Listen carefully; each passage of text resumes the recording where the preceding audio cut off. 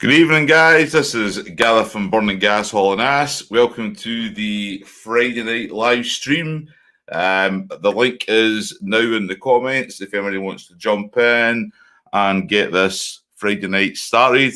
I know there's a few people from different parts of the continent, so I'll get a few people in as much as I can. I've got room for 10, so if you want to join in, more than free. Got a few chats to do tonight. We've got some discussions on the new motorbikes that are getting released, a few controversial stories on the motorcycle front as per normal.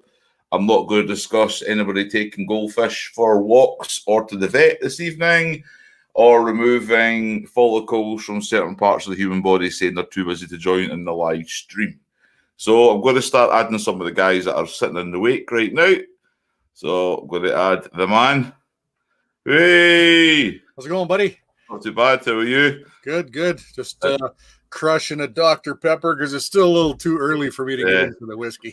2 seconds. I'm going to start adding. I've got other people kind of holding in the bus, so I'm not being rude. I'm just going to go through everybody. Oh, look, there he is, the winged assassin.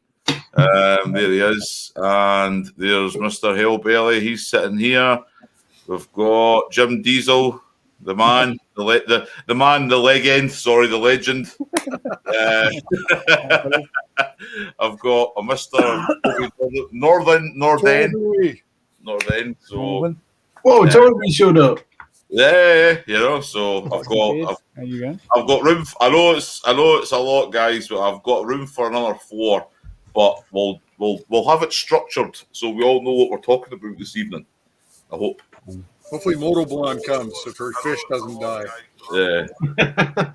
Right. So somebody's got YouTube open. Mine's muted. Right. Okay. Right. So I've only got a few people watching just now, guys. So what we'll do is we'll just have a little chit chat amongst ourselves, and then we'll see if anyone wants to come in. I'm still trying to figure out why Mr. Hellbelly looks like a 14-year-old playing Call of Duty.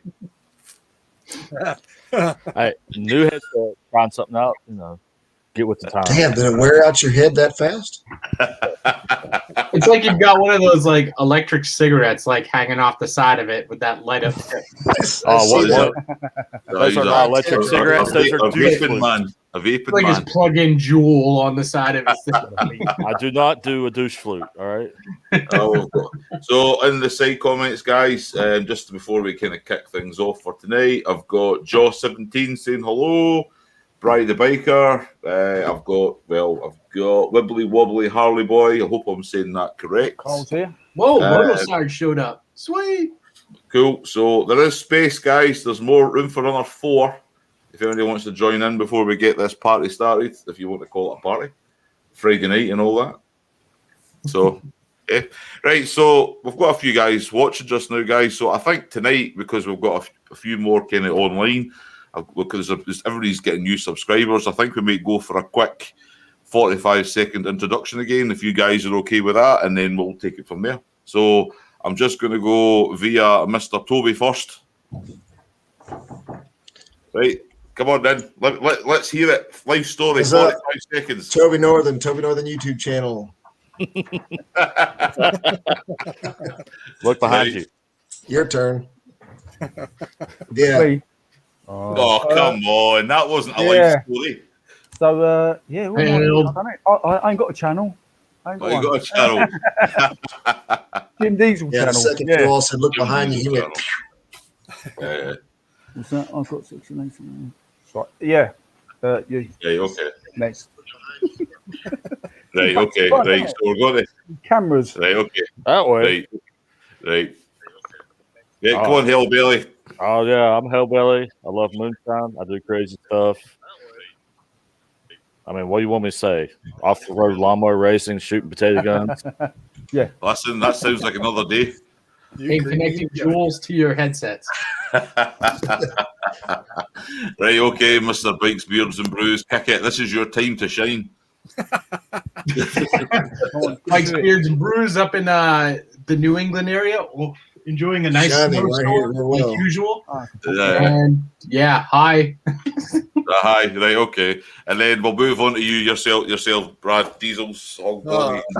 in Canada, up here enjoying a warm day above zero in Canada. So odd that we're warmer. Anyway, Diesel's Hog Vlog, fairly new YouTuber, just not even at a full year yet. So put my drivel on. People suffer through it sometimes. That's pretty cool. So yeah, Harley owner, rider, lover, not like Knobhead here. I like my Harley. I like my Harley. He can find all the bolts too. So, and for everybody, I am Gareth, Burning Gas Hauling Ass. I am not the only person on the channel. My wife is also part of this. We have only been doing motovlogs now, well, motovlogging, so to speak, since September last year when we decided to try and show the street glide and the projects that we're involved in, and the live streams are all fairly new to me because I've got to meet all these guys through it, and it's been fantastic. Great community we've got now, and you know, we all kind of keep in touch during the week, and we look forward to kind of catching up with each other on the weekend. So good, especially during the Corona times, so to speak. So that is also what we've got, guys. Anybody listening in, I've got room for 10 here. I've got 6. I've put the link up on the side. So if anybody wants to jump on, help yourself, let me know. But I think I'll just start kicking this off. So, hey, look at that. I guess Moto Blonde's Goldfish is feeling better. Must be. Is she online? Is she? Is she here? Yeah, is she watching? She's in the chat. Right, okay, wait a minute. This is why I'm starting to get age. I turned 40 years old and I need glasses now, I think. You know. Join the club. Oh, you young pup. So, first things first, right? There's a couple of revelations happened this week that I've noticed. I know we're not going to talk about talk about. So I'm not going to discuss Harley Davidson's right now. Wow.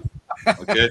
Right. We're not going to go into the Harley scene. All right. So we're going to jump onto the sports bikes, and I know this is Mr. Jim Diesel's kind of neck of the woods. Go for it. Now, as a former track rider kind of guy myself, I used to have an R6 years ago. Yeah. So they've now we know that they're discontinuing the R6. Do you know that? No, I didn't know. Didn't know they were doing that. So the Yamaha R6, as we all probably are aware of, has been discontinued in Europe because of emissions. So they've done is they have decided to replace the Yamaha R6 with a thing called the Yamaha MT-07. Right. Oh, right, okay. And they've now fared it to the they're maybe going to rebrand it the R7. So I'm just going to show you a picture and see what you think. Right. I'm going to bring this up here. Share a screen and Chrome tab, and I'm going to bring this up and let you see what you think. So this is it here. This is the proposed replacement for the Yamaha R6. Oh, right. I thought it was going to look like an MT-07. Oh, right, okay. Well, that's what the only part that I can see there that looks anything like the MT-07 is the colour scheme. Yeah. So everything else is just an R6 with an MT-07 engine. So I just wondered if it was something that anybody knew about or no. I hadn't heard it. I'm not interested. Not interested in middleweights. They're too screamy. I want one. R6s, yeah, they're all. They're too little. Screamy? Is that you said too screamy? Yeah, like the R6. You have to rev it. You have to rev it to ridiculous amount of rev to get it to go anywhere. Yeah, you have to keep them up in the 14,000, don't you? So that's what she said. Yeah. That's what she said. I'd rather have 1,000 cc. So that was one of the discussion points was that, with the new regulations coming out, obviously across Europe and stuff like that, we've got a lot of bikes, that are, like the Europeans, we're suffering because they're taking away our nice performance machines and they're replacing them with these things that, like they're all almost in nanny state. They're almost like they're basically detuning all these motors now. Whereas you compare it to other parts of the world, you've got like the Americans who can just basically have anything they want on the road. Well, no. Well, That's mostly that is mostly right. Down south in up in New England. We actually regulate things. It's crazy. Yeah. You're coming outside with us, right? What? You're coming outside with us, right? A little bit. In a little bit. Oh, Hey, you're interrupting the live stream. One's in trouble. Fine, what you mean by a little bit? When I'm done here, it's tough a little bit. You're interrupting a live stream. How long? And for the rest of the video, we'll be listening. Everybody wave at the cameras. Everybody wave. Yeah. Everybody wave. Hi. Yeah, so what they do it's all to do with emissions, isn't it? So they're strangling the engines. That's why Harley have practically dropped the Sportster market, haven't they? Because the Sportsters now can't meet. Whoa, time out. We've made it clear we're not talking Harley. Yeah. But bloody Europeans, mate. Get rid. No, I totally was. And then the next subject, like, so I know the only really it was only something that I thought anybody would be something quite keen to talk about is the emissions in the the UK and the European because before we were talking about 2-stroke motorbikes on the night. I used to have a 2-stroke bike years ago. Yeah, same here. And it was almost like the emissions. What are they? Now it's no. We all have to help the earth now. We all have to protect it and everything else. So, but for the amount of motorbikes on the road, though, and they only go out in the summer. So, does it really make much of a difference? Oh, I know, but you know what it's like. It's something else for another environmentalist to complain about. I honestly think a lot of the emissions that are coming forth they're being used as a tool to kind of push people towards the electric market. Yeah, I know. Yeah, but you can't do that. You can't just say we're going to monopolize the market. That's an illegal maneuver anyway. Yeah, but you see, you're saying you can't do that, and the UK saying hold my beer. Hold my beer. Okay. So there we go. Oh, we've got an infiltrator. Who's this? So Garth, do you don't still have a sport bike? Do you? What's that? You don't still have a sport bike, do you? Not now, no. I sold my last sports bike about 18 months ago. So, are you going to buy the one I showed you today? Oh, we're going to get to that conversation. I know you're itching to talk about it. I'm so itching to talk about that one. I'm not going to ask you though. I'm going to point this gavel at you and shove this in your ear. So stop. Right. You should be happy. I want to talk about something that's not Harley. Right. Anyway, 2 seconds. Let's say hello to Salty. Hello, Salty. All right, Salty. What's going on? I finally got out of the house. There he is. So he's sitting in the car to get warm. From him. Go hide in your car and get on it. What's that? What? Oh, the daughter calls. It's just that. She go out to play in the snow. Yeah, listen, if the snow was still here, I'd be out in the snow as well. So, I'm not going to ask Mr. Bikes, Beers and Brews because he already messaged me earlier on, so I think it's a little bit unfair. So he's not getting the reward for mentioning this subject. So, what brand is making a comeback? Anybody like to guess in the panel? Brand. Oh, brand. It's Buell. It's the Harley That's one. it. Buell. There you go. Seen that? Yeah. They want to have like 10 models on the market by 2024. Yeah, that's right. Yeah. So what's the opinions? Like, who wants to go first? What's the opinion of Buell coming back? Well, hey, if Indian can steal victory, keep that out of there. If they can do that, then why not have Buell come out there? I'm excited, but in one way I'm not excited because Eric Buell's not a part of it. Buell's actually going to be focusing on his own line called Fuel, which is electric sport bikes. Right. But Buell is basically the people who bought the name. They're basically going the Polaris route where they're buying a known name and they're dropping money into it. I really like the fact that they're going to go right across the board. They're doing sport bikes, adventure tours, cruisers. So we're gonna have a third option in the market for American bikes. Are they going to claim 100 years too? Oh, No, they'll probably right. just claim their So, 15 years and 20 I'm years. going So this is to. what you do when you don't have snow gear. You claim the snow in your riding gear. Hello, everybody. Hi, everybody. Hello. So She I'm says gonna that's what jump- you I'm do when gonna you don't jump have snow in. gear. You throw your bike gear on and play in the snow in that. I think we've already seen that video from me. Yeah. So Oh, we I'm don't have going any to bikes. jump except in for here, the, guys. We don't have any non-gas powered bikes in the garage, so. Yeah. So I'm going to Damn jump sure don't in. have any with jingle bells on them. Hey, So that is an upgrade. I'm gonna- Okay.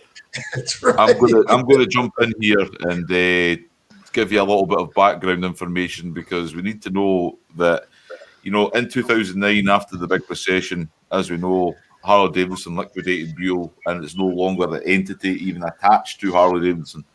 They will take the older Buells in and they'll maybe service them, but they don't have any representation with the brand as such anymore.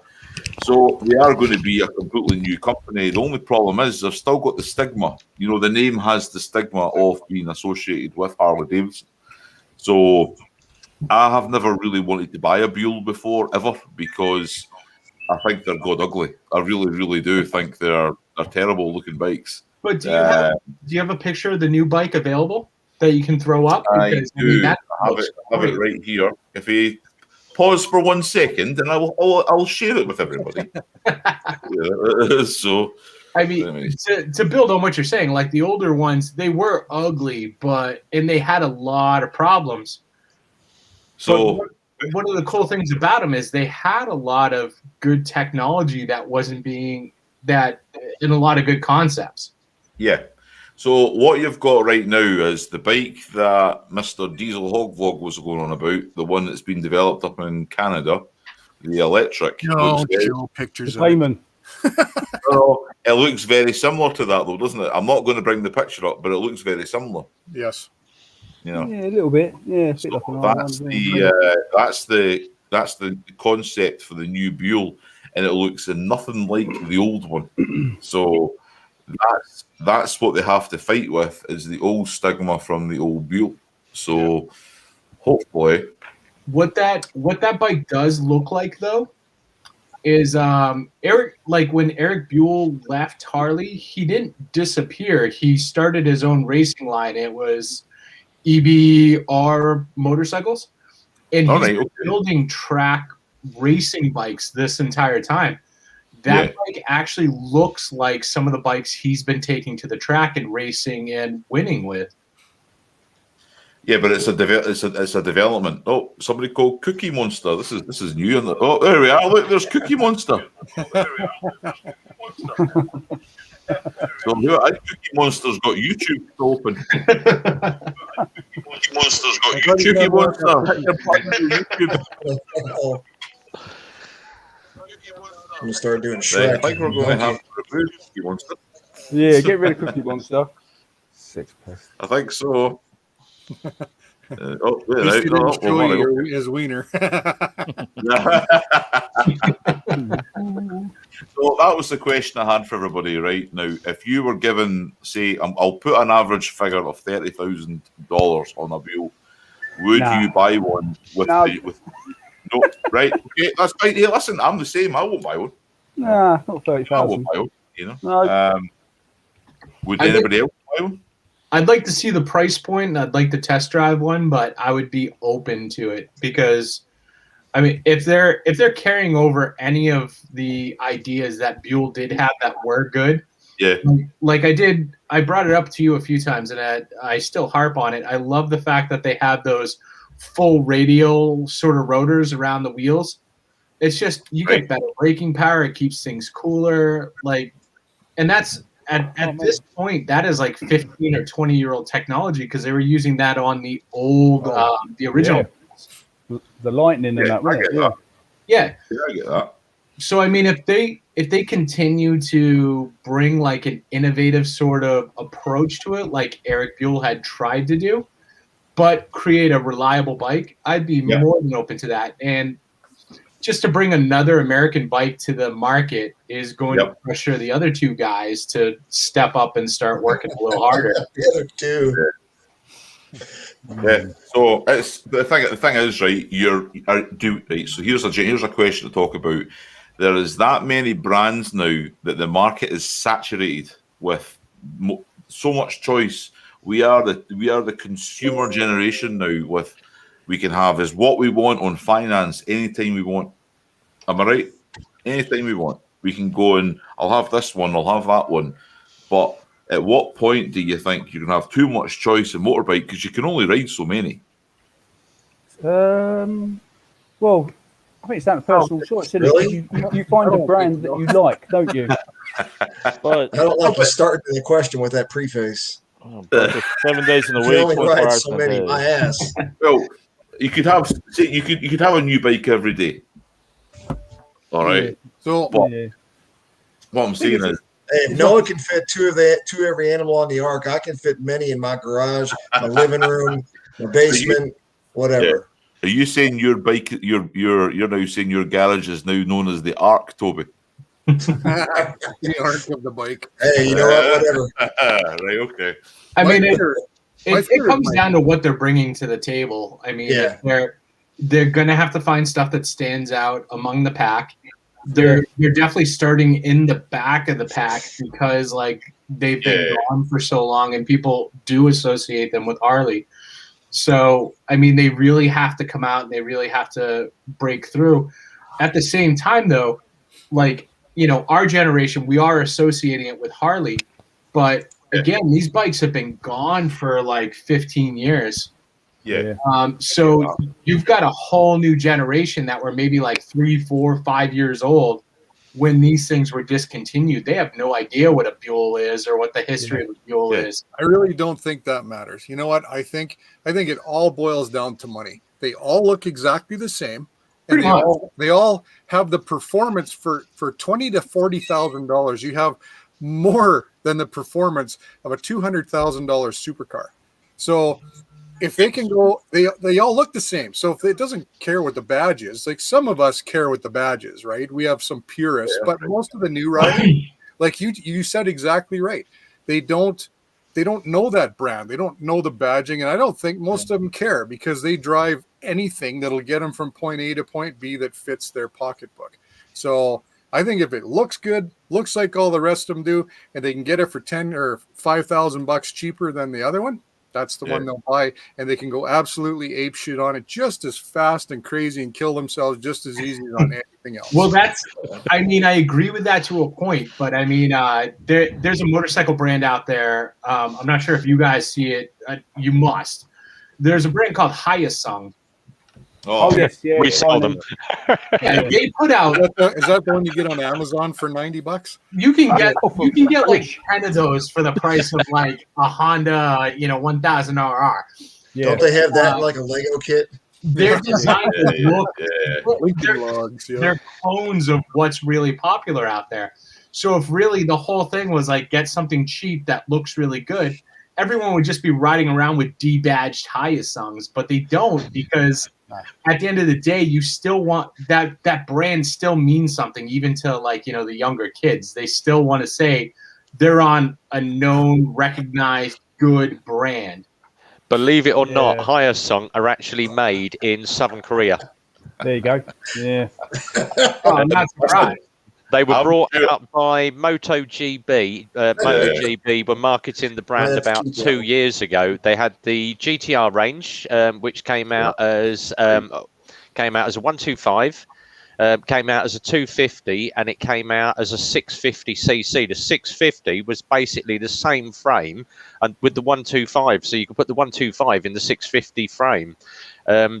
They were all right as a sports bike. We did sell a lot of them, but typical Korean bike suffered from rust terribly. The one bike that they did bring out that was really, really good was the Hyosung GV 650, which was a full-on Harley cruiser, and it was a spitting image copy of the V-Rod. Oh, and and that's the thing about those things is like from 25 feet, those things, they look incredible. They look really good. Then you get a little closer and you're like, man, this is a hunk of shit. Yeah, it is. Harley actually took Hyosung to court in America, and everyone was like, Harley are going to whip their ass. They're going to get sued for millions. The Korean manager of Hyosung actually went over to the court in America and stood in the court, and he said, no, he said, it's not copied exactly. And the judge said to him, why? He said, because we changed the fork angle by 4 degrees. And it got through out of court. They went, no, it's not a copy of a Harley then. The fork angle's different. Yeah, exactly. Yeah, I mean, that's the thing. A small, that's it. It's completely different, isn't it? So, but they use this Suzuki SV650 engine. And that's what it really comes down to is like, it's not always just like what's the cheapest and looks good, because if so, we would have Hyosungs all over the place in the US, and I can't remember the last time I've seen one of those things. Well, if you look up the GV650, that actually got discontinued 18 months ago. They discontinued the entire brand of Hyosung with MotoGP. And everybody in, of course, the UK, everybody's bought Hyosung. You can't get the parts. And this one company called Start Right Motorcycles went in and bought the entire stock of every single Hyosung spare that you could think of and put it in their warehouse. Can you get hold of them? Everybody's phoning us. Oh, we're trying to get hold of Start Right. We can't get them. We can't get them. And then Hyosung have launched the new GV version, but they found there's a technical issue with it because there is a 2-inch gap between the end of the seat or the front of the seat and the tank. You hit the brakes, something drops in there. Normally body parts. I got a good statement there. They have actually had bikers that have had trapped testicles between the seat and the tank. Ow. Ow. Yeah, I'm going to jump off in a bit. I'll come back on a little while. Move on. Get out of here. See you in a bit, Toby. So that's the thing. I would almost pretend that happened to me just so I could like flaunt the fact that I have huge balls. You're like, oh yeah, that definitely happened to me. This is not the channel discussing your testicles. Wobbles. Thank you very much. Your PCA wobbles. He started it. Yeah, I know. But no, it's as you say, the market has got that many different bikes now for everybody. But if you've been riding a cruiser for years and all of a sudden you go, oh, I'm going to go jump on a sports bike. Oh, hell no. It isn't just as easy as that. We all know that it hurts. It does. It hurts for a long, long time. That and my 50-year-old body and my 20-year-old brain, I will hit the light pole at 150. So I don't think it's a good idea for me to have one. That's why that baby back there, that's where I'm at now, because the only sport bike I ever owned was 84 or 85 GSX 1100. Wow. And I remember I went from a Yamaha 450 to that bike. And then I remember the front end coming up at over 100 miles an hour on the highway, and I went, you know what? There's no way. I took it back and I bought a V65 Magna, and that was a great bike. So I definitely shouldn't have a sport bike. So there's a good one. I'm not sure. My done life. I'm glad I never did the sport bike thing when I was younger. So one of the things I'd like to add to that is that I'm glad I did the opposite. I'm glad I done the sports bikes because I think it taught me to be more reactive on the road. Thinking a bit faster, how to do maneuvers, lean at the corners, take bends, trail braking, all these other little techniques you learn when you're riding fast bikes on a road. And then now that I ride a cruiser, I still apply the same techniques to riding my cruiser because I can lean my street glide over as well. The only thing stopping me is my floorboards. So, as well as I do, you get the odd scrape, and then exactly. That tightens things up. So I think you've got. I think sports bikes are a great way to learn how to think fast on the road. I really do. Like speak to Mr. Revbomb down there. He probably tell you as well as Jim Diesel. How fast you've got to think on a sports bike when you're going very. What's the word we'll use for a higher speed? Eccentric or Excessive. Yeah. So I think it does help, but everybody's different. I got into it. I've done it for about 10 years, then got out of it. And I think I'm quite happy to say that I've experienced it. So White Rock is still on a sports bike at 58. there you go. All the power to you. I'm not saying I couldn't. I'm just saying I I'm shouldn't. telling you, his knees must be made out of titanium. No, but I agree with you. Coming from a sports bike to a cruiser, it helped my skills big time. Because when I talk to people, they're like, "How can you push this cruiser so much?" I was like, "Because the skills I learned on a sports bike about setting your bike and taking turns, Absolutely. I was able to transfer over to a cruiser." Dude, I loved my sport bike, and a lot of the stuff I did with it, I should be dead by now, but it was so fun when you're going through traffic and you're doing $140 and just everyone around you is moving in slow motion and I know, but I never. Just real quick, Carl Dutt's son has better taste than you. I just want to point that out. Has better taste than who? Has better taste than you. And all right, okay. Why is this? You defend this statement? He's got a comment here that says, "My 10-year-old son loves your haircut." He's talking to me, of course. He's 10. He doesn't know any better. Yeah, he's 10 years old. That 10-year-old is a genius. Okay, right. So we'll move on. Did you see a Model 1? Before we move on to the next subject, I had a shocking discovery this morning. I found a grey hair in my beard. How did you find grey hair? It was just I just thought I'd throw that one in there. And yes, my beard. There was a couple of comments getting made before the live chat started. How my beard is always on point. It's because I train it. I train my beard. Yeah, I see it every time I see your beard. I'm like, that dude spends some time there. No. Yeah, his wife's yelling, "It looks good. Let's go. Let's go." I've trained this bad boy. This is. I'm looking at Jim's beard there, and I'm thinking it's getting a little gray there, buddy. When are you going to get off the crotch rocket? Are you in store for a cruiser as well? Well, I was in Dave's looking at. He had a load of Harleys and stuff in. I was looking at some bikes. Yeah, I'm in the market for something like that. Say again. I thought you were going to drive up on that lift. And I thought, oh shit! it did cross my mind. I was going to do that, and I thought, nah, probably best not to. I was looking forward to some of that Friday Madness music, and I went, oh. Yeah, I couldn't do it this week. Yeah. Oh no, mate. I've been grounded. So here's the thing, right? So obviously that place you rode your bike up today is a workshop that fixes bikes and cars. Why is it every place that does that, the roads are always crappy going up to it? Yeah, I'm like, it's like you've got good cars, high quality cars, expensive motorbikes, but you've got a road that looks like the surface of the moon. It's like the storm down there. You can come off your bike if you're not careful going down there. Jim, do they charge you guys a big premium to come to you like that with the van? I mean, that's just unheard of here where I am anyway, that they would actually come and service here. They couldn't care less. If you can't get your bike there, that's your problem.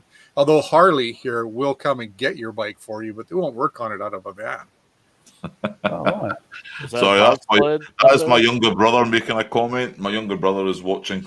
So, all keep up your status. No, so that was one of the things, and then obviously I watched Mr. Rev Bob's video earlier. He did his. So before I seen I think you had a fleece. You must have had a fleece jacket on today. I had my fleece on today. It was a bit warmer. Before I seen the fleece, right, I was imagining you riding that scooter, wearing your leather suit. I was thinking the same thing. I've been there and done that, yeah.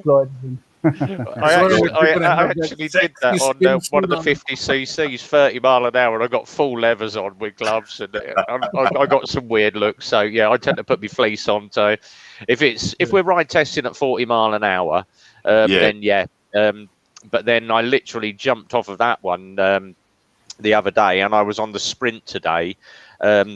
bombing around on that. We went down to the same place, did the video, did the walk round for Auto Trader, and then I do the same route home. Right, okay. But that Sprint, I have never ridden a bike like it. It's being a sports bike rider. I did throw it around, and I couldn't believe how well that thing handled. I was round the roundabout, literally 25 mile an hour, and that was right over on that rubber. I'm thinking the back wheel's going to go on me in a minute. It's going to go, and it just stuck like glue. So video will be up on that hopefully in the morning. But I'm so impressed with the Sprint. It's probably one of the best rides that I've had, apart from ZZR. All right, okay. Yeah. Because when I seen you on that, when I seen you on that scooter, I just said to myself, I don't know if I would trust myself on one of those, because like being an automatic, it's almost like I feel even though you can fall off a motorbike, I get that, but surely to fall off a scooter is even easier. You know, that's one of the things that goes through my head. I don't know. You get used to riding them, but the Lex Moto have really hit that bike on the head. So it's so on point. You've got Royal Alloy.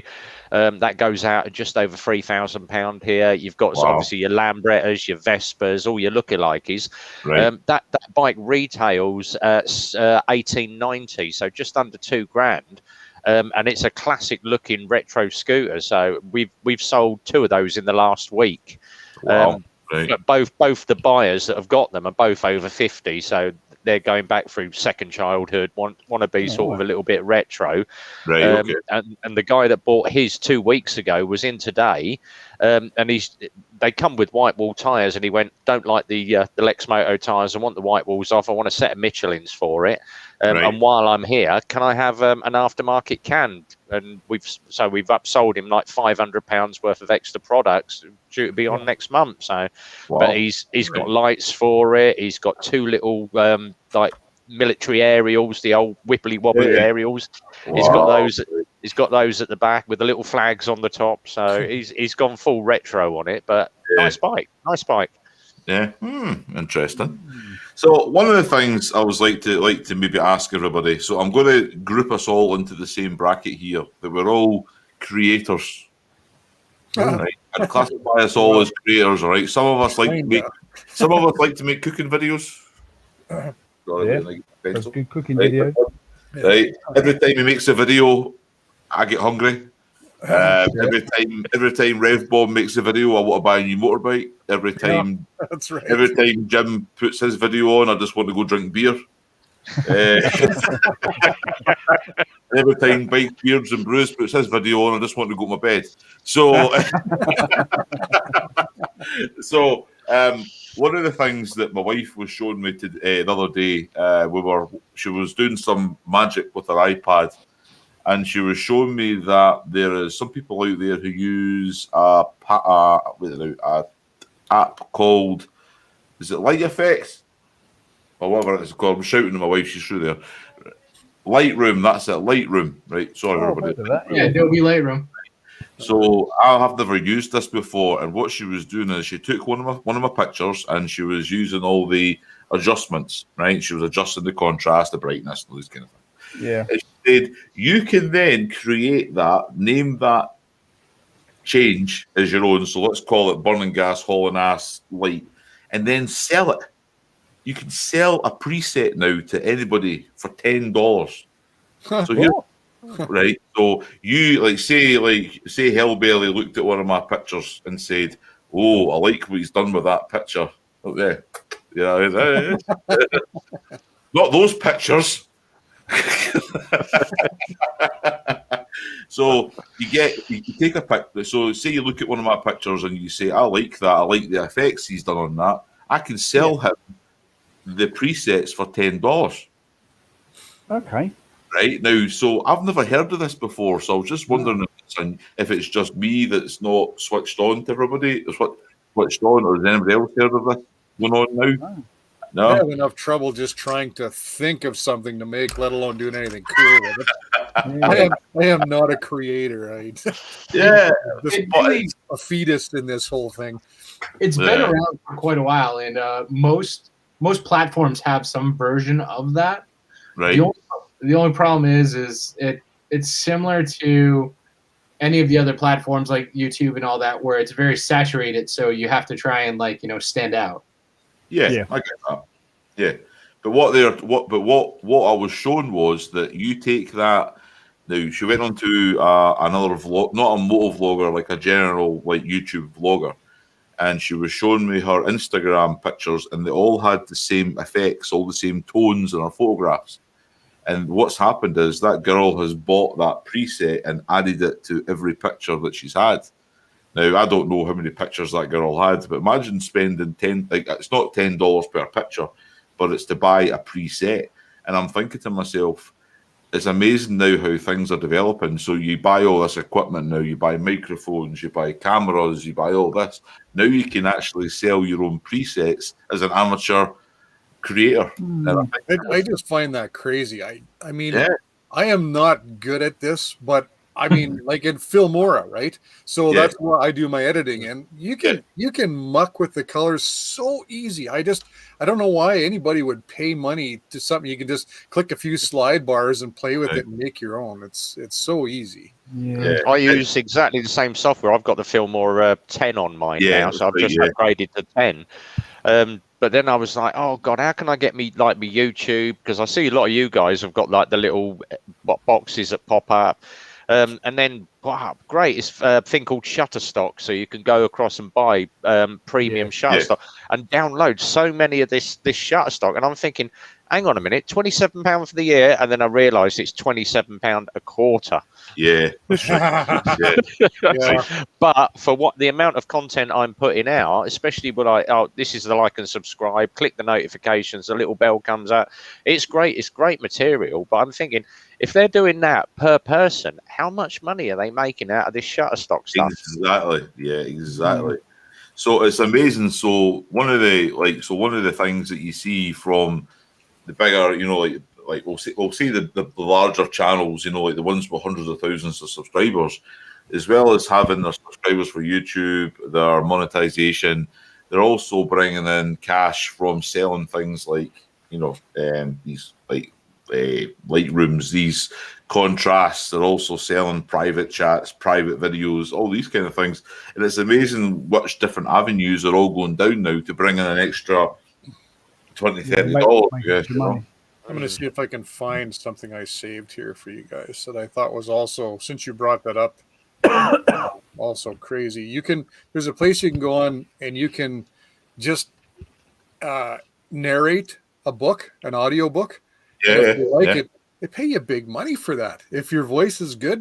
So if it's a good voice for that, then they'll pick you up and you can actually do that. They pay you like $450 a book. And it takes you 50 Shades of Grey. I'll narrate that. Hey man, let me tell you what, man. We went to 50 Shades of Grey, we were like, woo, boobies. Boobies. Yeah, is that the same for like magazines? Because there's a few I wouldn't mind reading.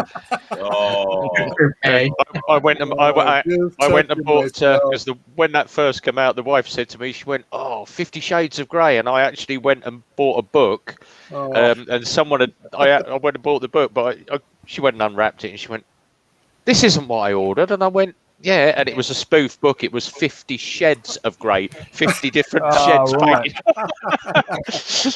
Good one. It cost me £10, but it was worth it to see the look on her face. Sounds like a good Saturday night, that. Yeah. So I'll take that one. Well, I just wondered if if anybody's thought of these different avenues, if they carry on with YouTube for years to come and things grow, have they ever looked into like these different revenues to make monetize, if that was the ambition of everybody to go? So can always use money. You could always use. What was that? Money. Oh, yeah, all right, sorry. Yeah. I just the room kind of went quiet there for a second. This is what had happened. Don't pay me not to do it or not to say it. That's how I'm gonna make my revenue. There you go. So there's my other half jumped in saying that she really likes using Filmora. I find it fairly easy to use, not too complex. I think that's even I use it when I'm making the even the 60-second shorts, I'll use it on. I'll put them onto Filmora and put them on online before I did it. The first 60-second short that I done, I just went from my phone straight to YouTube to see what it was like. But when I stuck it onto the Filmora and added on, like the my logo for the channel and a couple of other little things here and there, what a difference it makes to your shorts. And I mean, they bring in so much traffic as well. So isn't that crazy?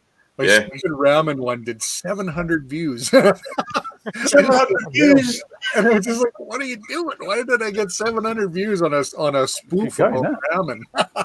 I think you've missed your calling. I think you need to become a cooking channel. No, no, but and then what else did I find? Oh, so Wibbly Wobbly Harley Boy. I'm glad I'm watching the side here because I can't believe I wasn't subscribed to him. He's got 175 subs and looks like he's got some good stuff. Wobbly. Sub Why is he not coming on? There you go. There you go. Sorry.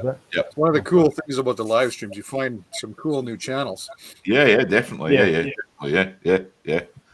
I mean, there's space. There's just a quick shout. There's room for more guys if anybody wants to jump on here. Just so if you want to get involved in the chat, I mean, there's, oh god, there you go. How can you resist Bikes, Beers, and Brews? They're giving you the come on. That's what we call a come on. Moto Blonde loves my bologna sandwiches. Loves your bologna sandwich. What? I think when it comes to making bologna sandwich, vloggers are definitely doing whatever they can and looking for different ways to make a little bit of money here and there, and you see it a lot. I think Shade Tree actually had a lot of fun with it for a while because he was doing those Rockstar energy drinks, and you could tell he was trying hard to get endorsed by them. Right. What if I get endorsed by bologna? No, I think I'll rather take the bologna. I'm full of bologna. Get endorsed by Lizzie. It was for the super noodles. I was like, he's having super noodles for his lunch. Yeah, super noodles. Yeah, super noodles. Yeah. I'm going to try something totally different. I'm just going to start approaching companies and being like, look, man, I want you to pay me to not talk about your company on my YouTube. I can't believe Tim and I didn't get picked up by McDonald's or Burger King. I know. Yeah, it was epic. Absolutely epic. Hey? I'm telling you, I think Salty and Sprinkles is going to become like a food connoisseur for the States at some point. He's going to become like the next Gordon Ramsay. He's going to be traveling around the States on that motorbike, trying every restaurant in the South. Yeah. This is a good burger. I really can't. Oh, sorry. Energy. If Super Sausage doesn't pick up Rev Bomb, I can't. I don't. We're heading to Super Sausage, and they I live in that place. I tell you, the best thing is because obviously Chris knows that I'm banging out about Super Sausage every weekend, and normally when I go there now, I normally get a free burger and unlimited tea all day. So, well, that's okay. That's a big win. But following last night's tutorial with Zhead, I've been messing around for about 4 hours today with with the helmet bit. But I don't know if it's going to get demonetized because obviously it's got Elmer Fudd in it. Okay, copyright. Yeah, I'm going to try it on the shorts and see, but it's basically me with my crash helmet, and then I managed to get myself a little green box, do the chroma thing, and as you do it, it's you see it's Elmer, and then I pull up a big green box, and you get the full Elmer. But I managed to find some software from my DJ machine that will give me the Elmer Fudd voice. So it's like, be very, very quiet. I'm hunting Hondas.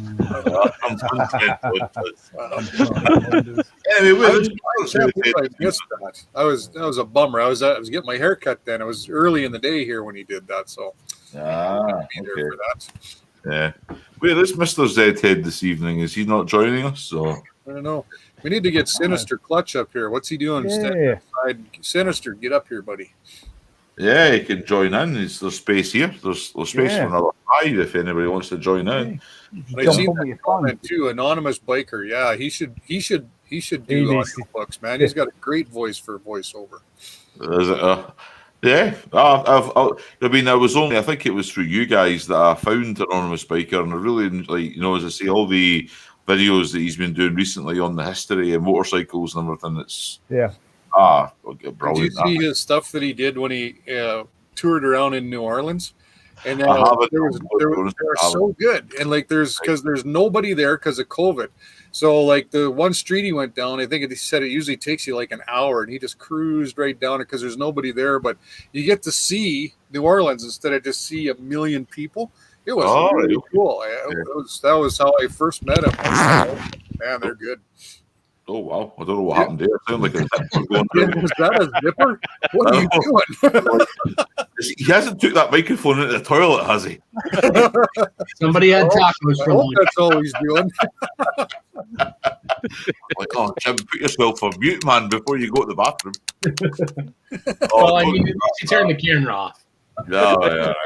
There's a choice between the two. I'm happy that he turned the camera off. Yeah. So I went to Voodoo Harley Davidson a few years ago, 2014.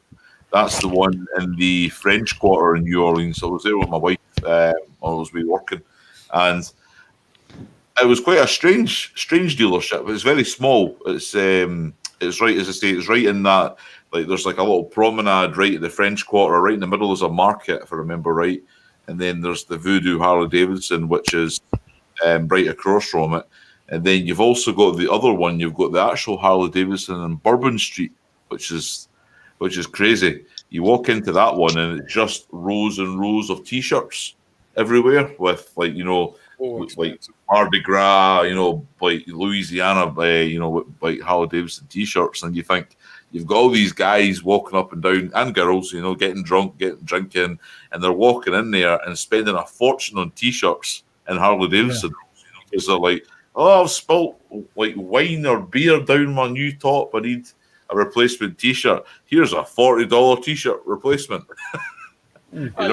I think Harley knows what they're doing in that aspect because, I mean, it's the same like when you go to Disney Springs, there's Orlando Harley is in there. They're not selling any motorcycles. It's just straight T-shirts and. When was the last time you were in there? I was there last year. Same here. But they've changed it since then. You can now buy all the accessories, all the paraphernalia, all the bits and bobs. That's the thing, but you can't buy a motorcycle or motorcycle parts. I mean, it's... Well, you can make an appointment to test ride one. Oh, of course you can. They're trying to get you into the T-shirt shop to get you to go, like, try out the motorcycle shop. Yeah, that's true. It's funny because they have the same sale every year, and every year I go down to Disney, I go in there and I get myself a hoodie. Yeah. And every time they're like, "Oh yeah, if you spend this much money, you get this gym bag. It's a limited supply." I'm like, "How's it limited? You had this exact same sale last year, and the year before, and the year before." And they're like, "Well." Well, listen, that is what it is. It makes good business sense, and if I had the same company and the same over, I would do the same thing. So. Oh yeah, man! I go in there, I get on the Captain America bike, I get my picture on that. And... Oh yeah, of course. So, are we all going to do the Z challenge? Are we all going to make a short on this, like just to kind of jump back onto what Rev Bomb was saying? Are we all going to do it? Are we all going to go ahead and do one, or? Yeah, I think we all should. Yeah, because it's going to promote other channels. Hence, because obviously I'm just doing it for the love of it. The money's nice. £6 I made this week. Wow, that's good. That's going to buy me a cup of tea. So I'm not in it for the money. I'm doing it for the love of motorcycling. Hence why I tend to sort of mention. Gives me something to think about. Mention other bikers. You start mentioning people, then obviously you get the mentions back. So it's basically what we call cross marketing. We do it for the with the stuff. So plus it gets me a lot of promotional material back as well. So with the levers and that, and I have mentioned to people I'm into my baseball hats. So hence the big selection I've got up there now. So I'm working my way through it. But you guys in the States might know who Luke Bryan is. Sadly. Oh, sadly. Bear with me 2 seconds. Was up? Oh, sorry, Yeah, I mentioned to one of the because I like a lot of the country. I like a lot of rock music, but I like a lot of the country. And I said to him, "Oh, I'm really into Luke Bryan," and I got one of them sent through to him. And it's the autograph version as well. So there you go. Very nice. I thought, and then the wife said to me, she went, "But you're not into country anymore." And I googled that tonight, and it's worth $119. And I'm like, okay, eBay. eBay. So what I've actually, you've probably seen a banner that I put up earlier, guys. It was just a case of to say that if anybody here in the side chat, like there's 17, 18 people sitting here, like if they wanted to ask the panel some questions.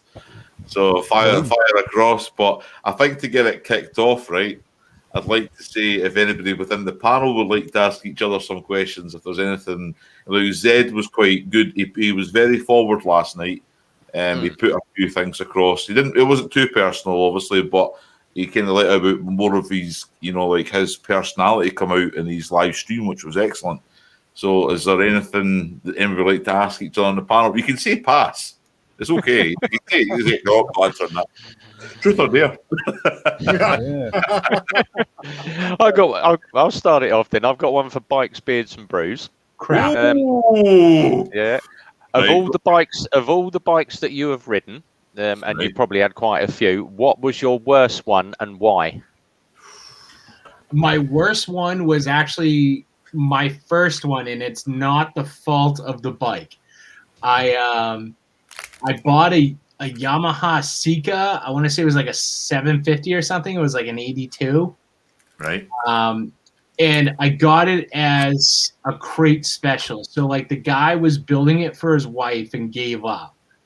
He had two of them. He was using one as a donor bike and then one he was building. He painted the tank and the fenders. It all looked nice, but it wasn't completely put back together. He put a new fork on the front and it was off of a different bike and I couldn't remember what he said. Okay. So I was so excited to have a bike that as soon as I could get this thing running, and the only way I could get it running was to spray starter fluid into the line and get it started. I would take it out. We were building it at my friend's house. He lived in a cul-de-sac. So like I would take it out. I'd go to the end of the cul-de-sac. And then on the other way was like the main road. So I had like maybe 2 blocks before I hit the main road. So I would just rev up this bike and start racing towards the main road. And it literally had no brakes. So maybe about 200 feet before the main road, I'd pop the clutch and start using my shoes to stop the bike as quick as possible so I didn't die. And the bike never went past that point. It was such a hunk of shit. But that was probably the worst thing because like as I was riding it, the thing's rattling. I don't know which bolts were tight. It was a nightmare. But it was fun to have it as a bike, and it was fun to have it as an experience to build a bike. So you're getting sacked, Jim. So Rev, I got one for you. But I'm not sure if you guys even had these in the UK. I bought a 650 Sika Turbo back in the day, the turbocharged Yamaha, and Honda also made a turbocharged bike, and the turbo was about that big around. The lag was disgusting, but then you'd be halfway through a corner, and your turbo lag was gone, and it wanted to swap ends on you. It would just go irate so quick. But by I think so, the end of the first summer. I only had it for 2 summers. I had put 3 turbochargers in it because you could idle this thing down forever, but the turbo just wouldn't cool enough, and then it would turn to ash in the bushings, and then of course you'd wipe out the turbo bushings. And it was always warranty, but they didn't make them very long because they were kind of a piece of crap. But you guys have the turbocharged bikes over there? The only one that we've got over here. Well, it's supercharged. Is obviously the Kawasaki H2. That is the only bike that we know that's got. It's obviously shed loads of power. But as for turbos on bikes, there is actually a diesel bike that's about, but they're very rare to get hold of. Yeah, that's right. Yeah. U.S. military. They tried them in the 80s, didn't they? They tried them in the 80s, didn't they? Honda and that. But... So, bikes, beards, and brews. You can ask somebody in the panel a question now. I think we're going to play it this way. It's your turn. The celebrity squares tonight. Let's So Jim. Ooh. Yes. What is the fastest, most dangerous bike you've ridden? Oh, the fastest would be my the Honda Blackbird I had. Ooh, It wasn't the most dangerous, but it was it's the fastest I've ever been on a motorbike. That is, the Blackbird, Honda Blackbird. Dangerous though. Probably my Ducati 750 SS that tried to kill me a couple of times. I think that was my bad riding though. I think, but. So I'm gonna, Jim. You're gonna have to stay. You're gonna have to stay in the limelight for a second. There was a question that was asked earlier by this one for the group. What's your riding plans? So what we'll do is we'll maybe add this onto the back of the question. Okay. So you've told us about the Blackbird. So what's your riding plans for this year? Well, it was my last working day in the RAF today. So I'm now off until. Well, I'm off now till May, until I start my new job in May. So okay. I've got all this. I've got about 3 months now. I can just sit around kicking on leave. But I was hoping to go to Spain and stuff. So I was going to go to Spain. Yeah. I was going to go to. I've already looked at going to Italy because I wanted to go to the Aprilia headquarters, which is near Venice. And that was going to be one of my rides, but we're still in lockdown, so I can't go nowhere. Yeah, that's right. Yeah. Oh, good. My other one is obviously your charity. I'm hoping to meet up with you on the charity thing. Yep. When that kicks off with the Heart Foundation, but it's all scuppered. I can't go anywhere, so I'm hoping I'll have to push it all to the right. So once I start my new job, I've got to start that in May. So I've got a couple of months. I've got to do some training, and then hopefully. Lockdown and everything to be calmed down by then, and I'll be able to get out about August, September time, because sometimes our weather's not too bad in August. Yeah, that's right. It's pretty good. We have like an Indian summer, so I'm hoping the weather will be nice then. Towards the end of the year. Yeah, it's scuppered everything, isn't it? It's ruined all my plans. That's true. So it's your turn. You can move to whoever you want to move to. You can go back to Biggs, Beards and Brews. Let's interrogate them. What did I ever do to you? So Joe, it's up to you. I'm just saying we'll go around the room. Sorry. So Diesel, you've got yours is an electric glide, isn't it? Yeah. Yours electric glide, because I was looking at Dave's. He's got a couple of electric glides, but I was like, I'm not too sure because I want something for touring and stuff. But I don't have to go down get like an adventure bike type touring or get like a cruiser type touring. Right. What's it like with the weight and everything though? Especially when you start putting two up and then putting luggage. Is it a bit of a handful? Is it on the road or? The older you get, the more of a handful it is, I'm sure. So mine is I believe it's 880 pound wet, and then you throw your $130 wife on the back, and she sits up a little higher, so that takes your center of gravity up a little more. So right now I don't have an issue with it, and like when we went down to Tombstone, we rode down to Tombstone, so lots of gear on the bike and stuff. I've always said it basically that big machine back there, especially two up and loaded, it handles like a piece of wet toast. So I mean, you can do zoomies, and you got to think ahead in your turns, and you start coming out of your turn before you're out of a turn. So if I were you, and something that I want to add to my barn is I would look at like a 1250 BMW with the panniers on and stuff. Yeah, that's what I was looking at. Yeah, the GSs and that. I would love to add that to the stable. You get a little bit of off-road. For me, I'm looking at some of these ones that they have the front fender. It's just kissing the front tire, and for an adventure bike, that makes no sense. And so the ones that have some clearance and stuff. It's not a dirt bike, and you can't treat it like a dirt bike. But if you see that cool trail when you're on the way down to wherever you're going on your little trip, and you want to go back in through the woods to that lake or whatever, well, you can do that. So, it's heavy, and we're gonna keep that until I got kind of one knee that's not real happy. So if it gets to the point where it's getting too much at lights or whatever to hold that bike up, if you get off center a little bit. Then I think a glide is what's in my future. Yeah. I will not quit riding until I literally have to quit riding because I'm going to die. And if that means I have a tri-glide, then that's fine. I think I Just saw don't buy a Can-Am.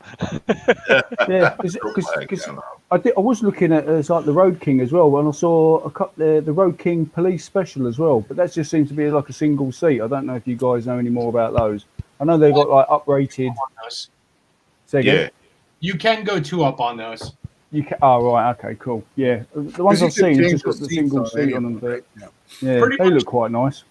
The basic rule of thumb is Harley does make everything interchangeable, and you can pretty much go 2 up on anything they sell.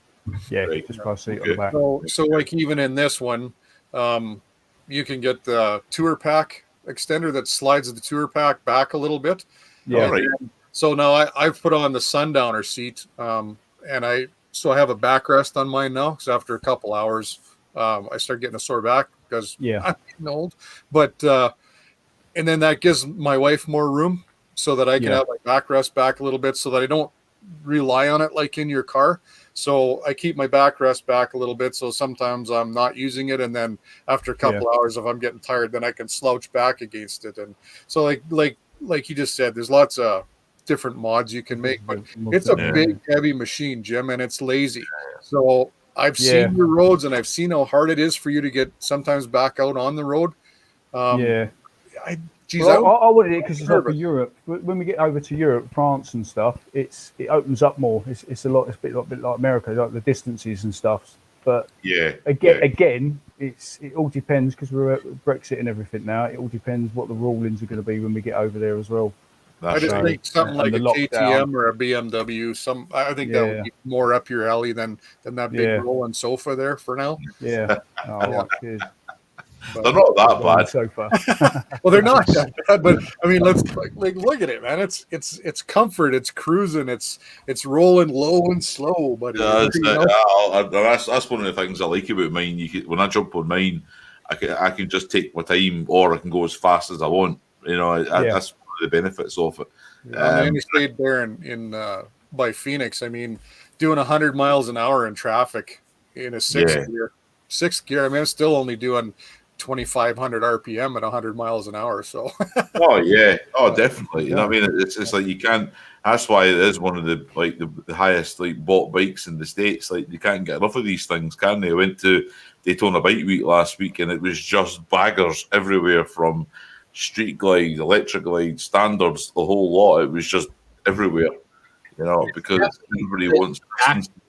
The Batwing tends to be the most popular of the models. It will be, but that is because of the nature of the country, of the North America. Yeah, it's like I went to look at a couple of bikes at the Daytona Harley, and the guy was saying, "Oh, it's only got 35,000 miles," and I went, "35,000 miles?"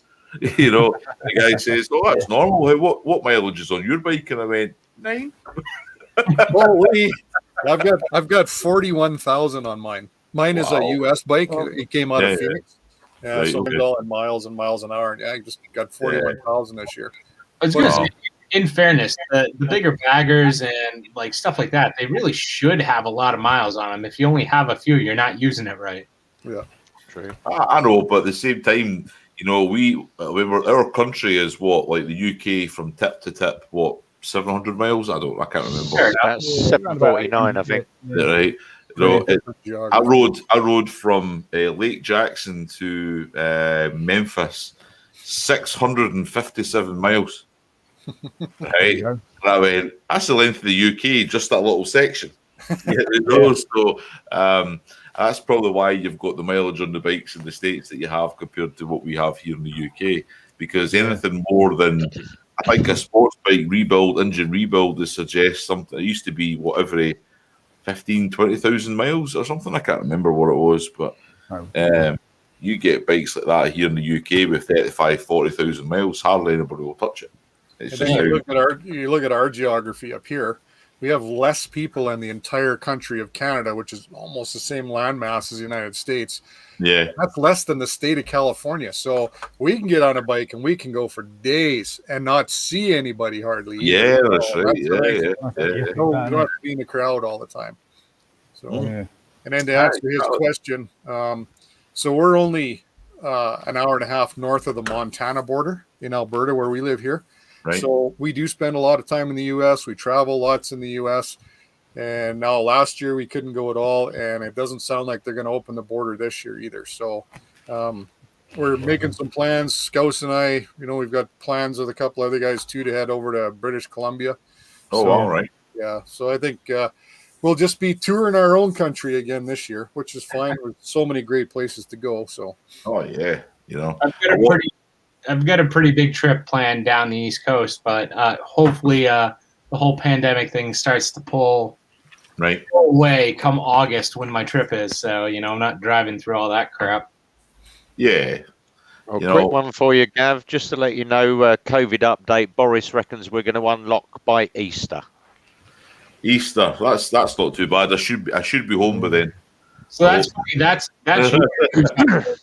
I'm looking at my phone, and my news update is Kim Kardashian just filed for divorce. For divorce, I've got that as well, but I didn't want to mention that. Who's Kim Kardashian? Who's Kim Kardashian? Who cares? Exactly.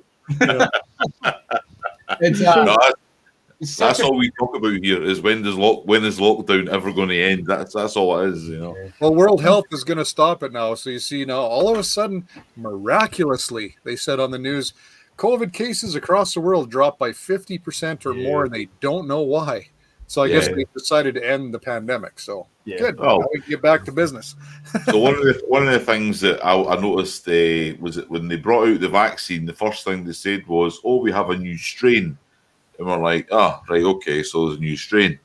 And now in the UK they're saying, "Oh, look, we've got so many 15 million people are now have now been vaccinated." And then they've turned and says, "Oh, but we've maybe discovered new strains." And I'm thinking, is this ever going to end? Is it just going to be a continuous thing that we're just going to have to keep getting? Who would have known that it's going to mutate like every single other virus on the planet? Yeah, exactly. Hey, the flu virus at the end of the day. Toby just came in from outside. His transitions are still black. I was going to say, he's still outside. Kanye is up for grabs. Oh. No, I was in the Ark. You're in New York. Yeah, I was in the Ark. Oh, is that you're in the Ark? All right, okay, right. Kanye is definitely up for grabs, and he is every woman's dream. He's bipolar.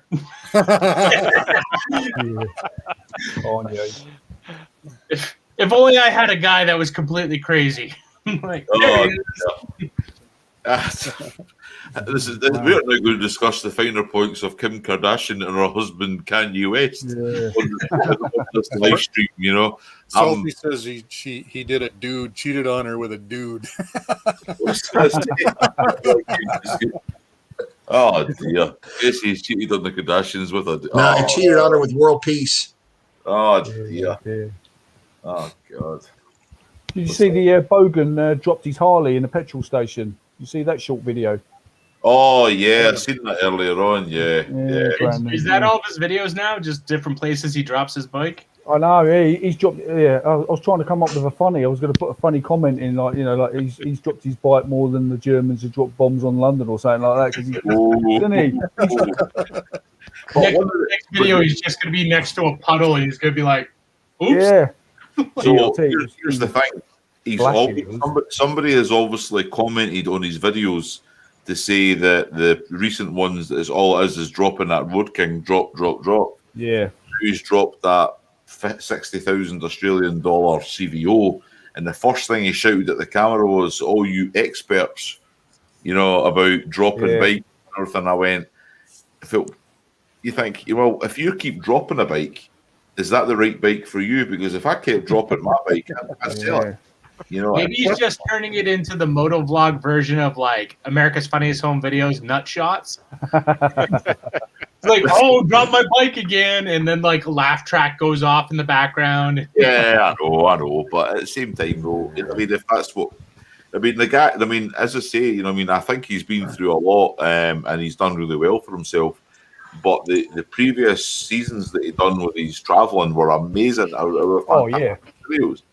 But as I say, that one there, in all honesty, I don't think it's been his best because it felt a bit forced. Maybe I'm not sure the terminology to use, but Yeah, it was a bit. I would agree with that. Yeah. you know, it was. You know, it's almost like a Laurel and Hardy film. You know what the secret formula is to gain laughs from the audience. You know, and it was almost the same thing. So you never know. Maybe the next time he brings out a series, it might be totally different because his cinematography skills are amazing. They really are. Cool. You know, I can't complain about the fact that how that drone that he uses is just like how he edits the music to suit it. It's great. So. When you use the word creator, that's a creator. I mean, yeah. not even in the same realm as that guy. Not for content, even just for creativity, right? There's certain people that are really good at that. So. Oh yeah, you know I will say when I bought my drone. Oh, sorry, when I bought my drone last year. And I bought to try something new. It's amazing what you learn from it and what you can't see. You know, when you take it further afield and you think to yourself, "Wow!" Even just for information to say what's over there that I can't get access to. Here, like where I am, I'm seeing lakes, like little lakes here, like parts of the hills, farmland. I'm thinking, I've lived here for 40 years, all my life, and I've never seen that before. So that's quite interesting. Yeah, I know the man Texas Pendants. He's a drone man. Is there anyone in here that doesn't have a drone? I sold mine here. I don't have one anymore. Yeah, got rid of mine. Was that right? Okay. Yeah, too many rules. I think they're amazing things. But as I say, it's like they're good for a time and a place. You know, like video, like imagery for your videos at certain times. So do you guys? Where you guys joked about? Sorry, you guys joked about Bogan dropping his bike or whatever. That'd be me with a drone. So you don't want my hands on a drone at all. I would actually really like a drone, but there was somebody doing a review on one, and I guess they have the whole like follow me setting where like you just set it up and the thing will follow you as you drive. Yeah. Right. And this guy tried out fly a drone at Jim real quick. Just kept losing them in the brush, and they kept crashing and all that. Right. There was obviously when I used to DJ, we were based at Pinewood Studios in England, and one of the guys actually said, he said, "How do you do it?" I said, "Well, normally we get the bride and the groom. I had two what I call air observers that had jackets on that used to say to the crowd, right, the drone's going to do this." I used to fly really low, about 6 foot above people's heads. Well, all we used to do was a heart shape round the bride and the groom, fly over them, so it was right in their face, and then tilt the camera down and boom, straight up to about 300 feet. Oh no, with the heart shape, look really good. But then someone decided have a look at there is the video of it on YouTube. So bride and groom sitting there, and he flies under a goalpost across the bride and the groom, turns it around, comes back, does it again, and he goes, just as the bride and groom are kissing, he actually flies the drone straight into their faces. And it's literally 1 hour before the video. There's a cookie monster appearing in Jim's lap. It's a bit distracting. As she said. I think the other problem with drones too is people still aren't used to them, and there's a really bad rap to them. I mean, like, I think people are just now getting used to GoPros on helmets and stuff. But I mean, I've seen people like try and fly a drone, and other people around see the drone and they're ready to fight because the drone's there. Yeah. So I mean, you could equate a new person with a drone, if I had one, to us being like on the Dragon or someplace with technical skill requirements, and seeing some new rider trying to take it like Tom Cruise on Days of Thunder or something. It's same correlation, I mean, it's that was actually why I wanted a drone originally, because like it goes back to the question earlier of like what we have for riding plans. Like this summer, I plan to do a big dumb road trip down the East Coast, and one of the things was to get on the tail of the Dragon. Right. And I thought, man, it'd be awesome to have the drone with the Follow Me app, and like have it following me all the way down the tail. And then I found out that it's like your max speed can be like 20 miles an hour, if that. Yeah, you can't go fast, And there's no guarantee that your drone is actually going to follow you the whole time. So I'll be stopped on the side of the Dragon somewhere trying to fish my drone out of like a tree or something. Like, It depends on how much drone you buy, though, too. So if you want to spend $200, yeah. If you want to spend $1,000, but yeah. So actually, I bought one. I didn't know what I was going to do with it, and so I bought a used one. It was just barely used. A commercial guy had it, and he bought a big $80,000 drone. So. So it's a Mavic Air. So it's got all the anti-collision and the better camera and stuff. And Scouse actually taught me to fly it because Scouse is pretty good with his drone. And because he lives down the street, he's like, yeah, bring it down. So really cool. I haven't utilized it yet. But my question for Jim, you said that the laws over there are too complicated. And I know, mine has to be registered and all that. And you have to have your pilot's license. Yeah. But isn't a Mavic Mini that you don't have? Yeah, so Mavic Mini is specifically designed. It's about a gram under I think it's 237 grams. So it's classed as a light. So you don't have to register it. And you don't have to do any of that business. But because the UK is quite small, we've got a lot of no-fly zones. So like me, for instance, in Suffolk, we've got airfields everywhere. So you get a lot of no-fly zones. You're not allowed to fly within 400. You're only allowed to fly up to 400 feet. You're not allowed to be in 150 meters of people's houses or populations. Yeah. You also got, like you've got in Canada, where you can't fly them in like areas of natural beauty and stuff. So if we go up to like the lakes up here in the UK, they're no-fly zones as well. You're not allowed to fly them. So we actually can, Jim. What you just said there. So, like Scouse had to take the one video down of the moose in Waterton there. Well, I mean, he opted to, but you can get permission. It's just, you can. Yeah, we can get permission. You can get permission if you follow the drone code. Even if you get close to the aerodrome. So there's on your actual app on your drone, you can get permission immediately within like 10 seconds. No, we're not allowed to fly near airfields. That's a massive it just depends on which part of the airfield zone you're in. So, So it goes red, amber, but you're not allowed to fly nowhere near. You'd get arrested if you was flying near. An airfield.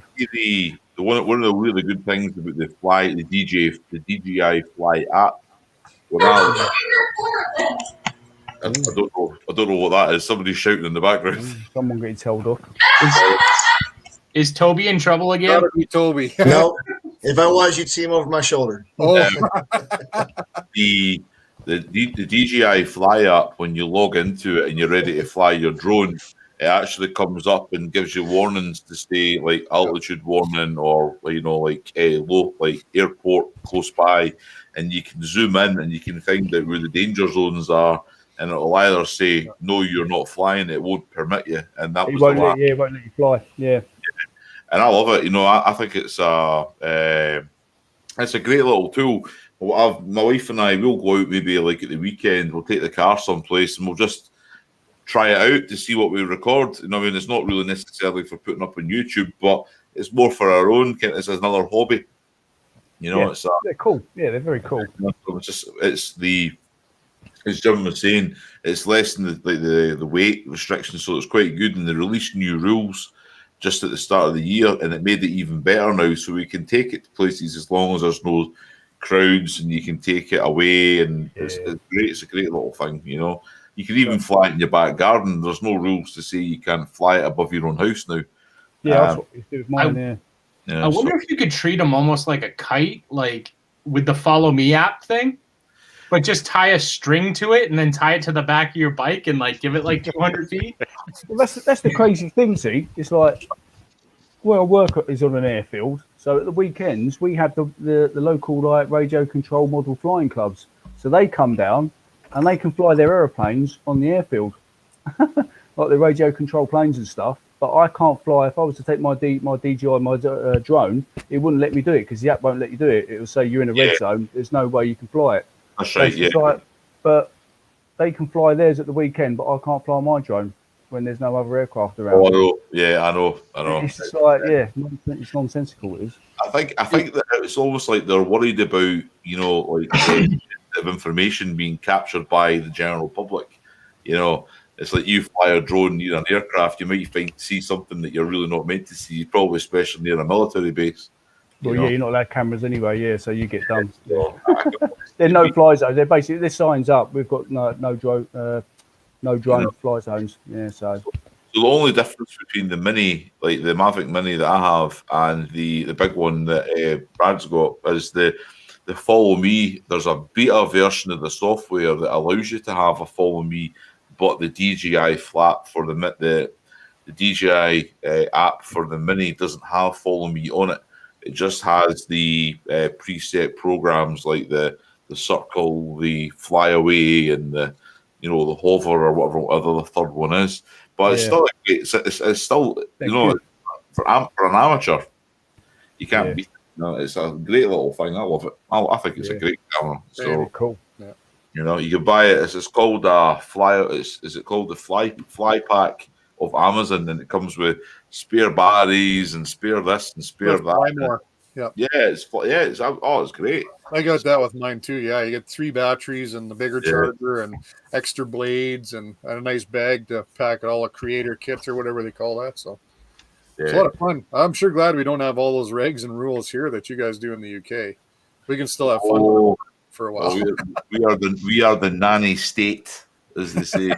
We are the nanny state. So I can't really. I can't really comment on it because everybody's probably nodding their head in agreement to say he's right. There's the nanny state. Yeah, bloody Europeans. So, Rod, how do you get to ride? Like, are you not locked down, same as like Jim is? How come you can go and ride, or is that because it's for work? Most of my stuff's for work. Yeah. Okay. Yeah.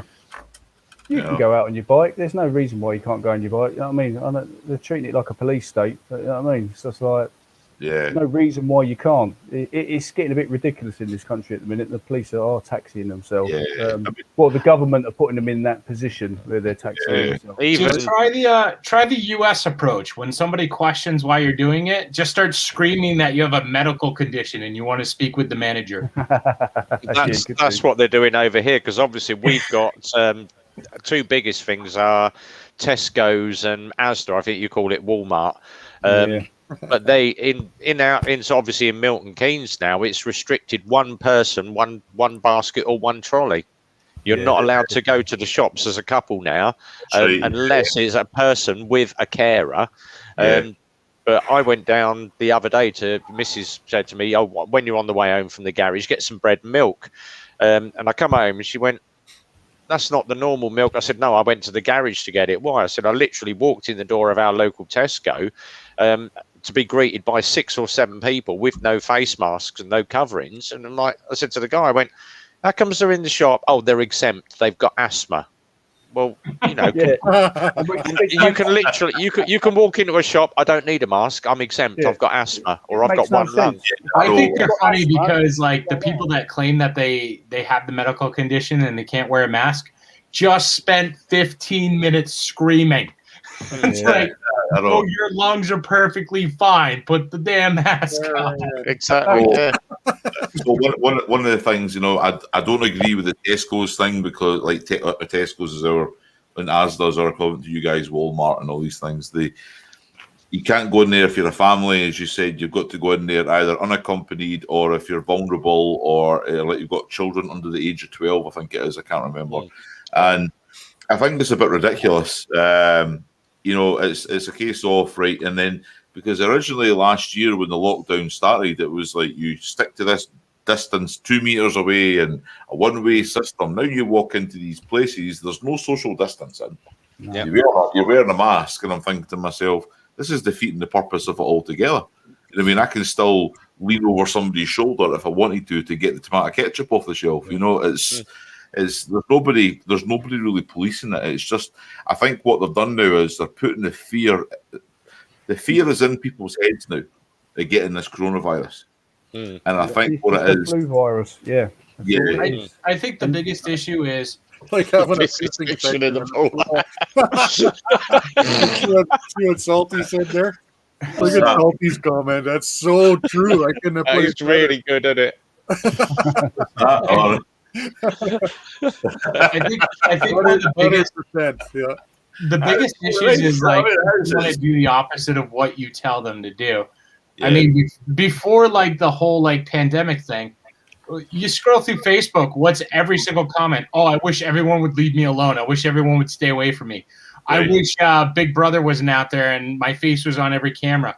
Pandemic comes out and they're like, hey, stay the fuck away from everyone and put a mask on so you can't be recognized. And everyone's like, screw you. I'm not doing that. I want to go hug strangers and take my mask off. Seeing as Salty's an EMT, because obviously we've got to the point now where the older, I think it's 60 and over at the moment, are getting COVID shots. They started with the old age pensioners in the care homes and obviously working it down. And I think it's going to be the over 50s in the next couple of weeks. So most of us here are going to be getting COVID shots, and obviously I can't. So obviously, if Salty understands what blood groups is, I've got a high positive white count. I'm rhesus D double positive, so I've got twice the white blood cells that I normally have. So I get cuts, colds, bruises, and bangs. They normally last about a couple of days. I can kill a cold in a couple of days. But I asked my doctor about my COVID shot, he said you can't have one. He said because if it's not a live virus that they're going to inject into you, it's just an antigen.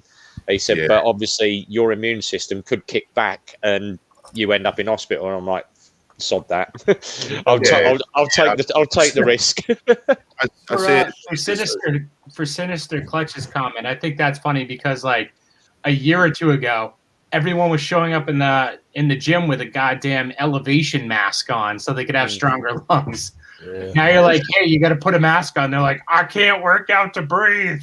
Yeah. So one of the things to get kind of like bring it into like what we all have in common is riding bikes is, you know, I can't go out riding my bike because they don't want the pressure on the NHS here in the UK. Because if I go riding my motorbike here now, it's like we're a higher risk group because we ride bike, so they don't want the added pressure on the NHS because of the COVID. So I totally get it. That's why I won't ride my bike anywhere. And I wouldn't ride it in this weather anyway. But I'm talking about in general. Last summer I didn't ride my bike. With the lockdown situation, I didn't even take it out until after it was relaxed a bit. And like, you know, like I know, Jim, you use your bike to go to work in, or your former work. Only twice a week. You know? And you know, you've got Rev Bomb who rides bike because it is his job. I mean, that's his work.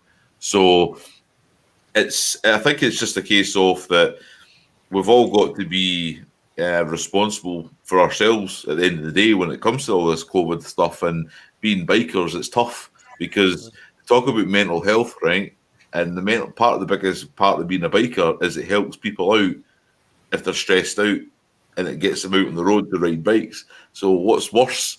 Is it the fear of COVID or the mental health issues that are coming from not having the ability to get out and live, so to speak? So yeah, they need to question the whole situation. It's like the whole thing with the hospitals as well. It's like, for instance, that worried. We set up the Nightingale hospitals, didn't we? So the military, we set up Nightingale hospitals. We had them in London and Liverpool, with thousands of beds, all the oxygen, you know, everything that you could do to treat people.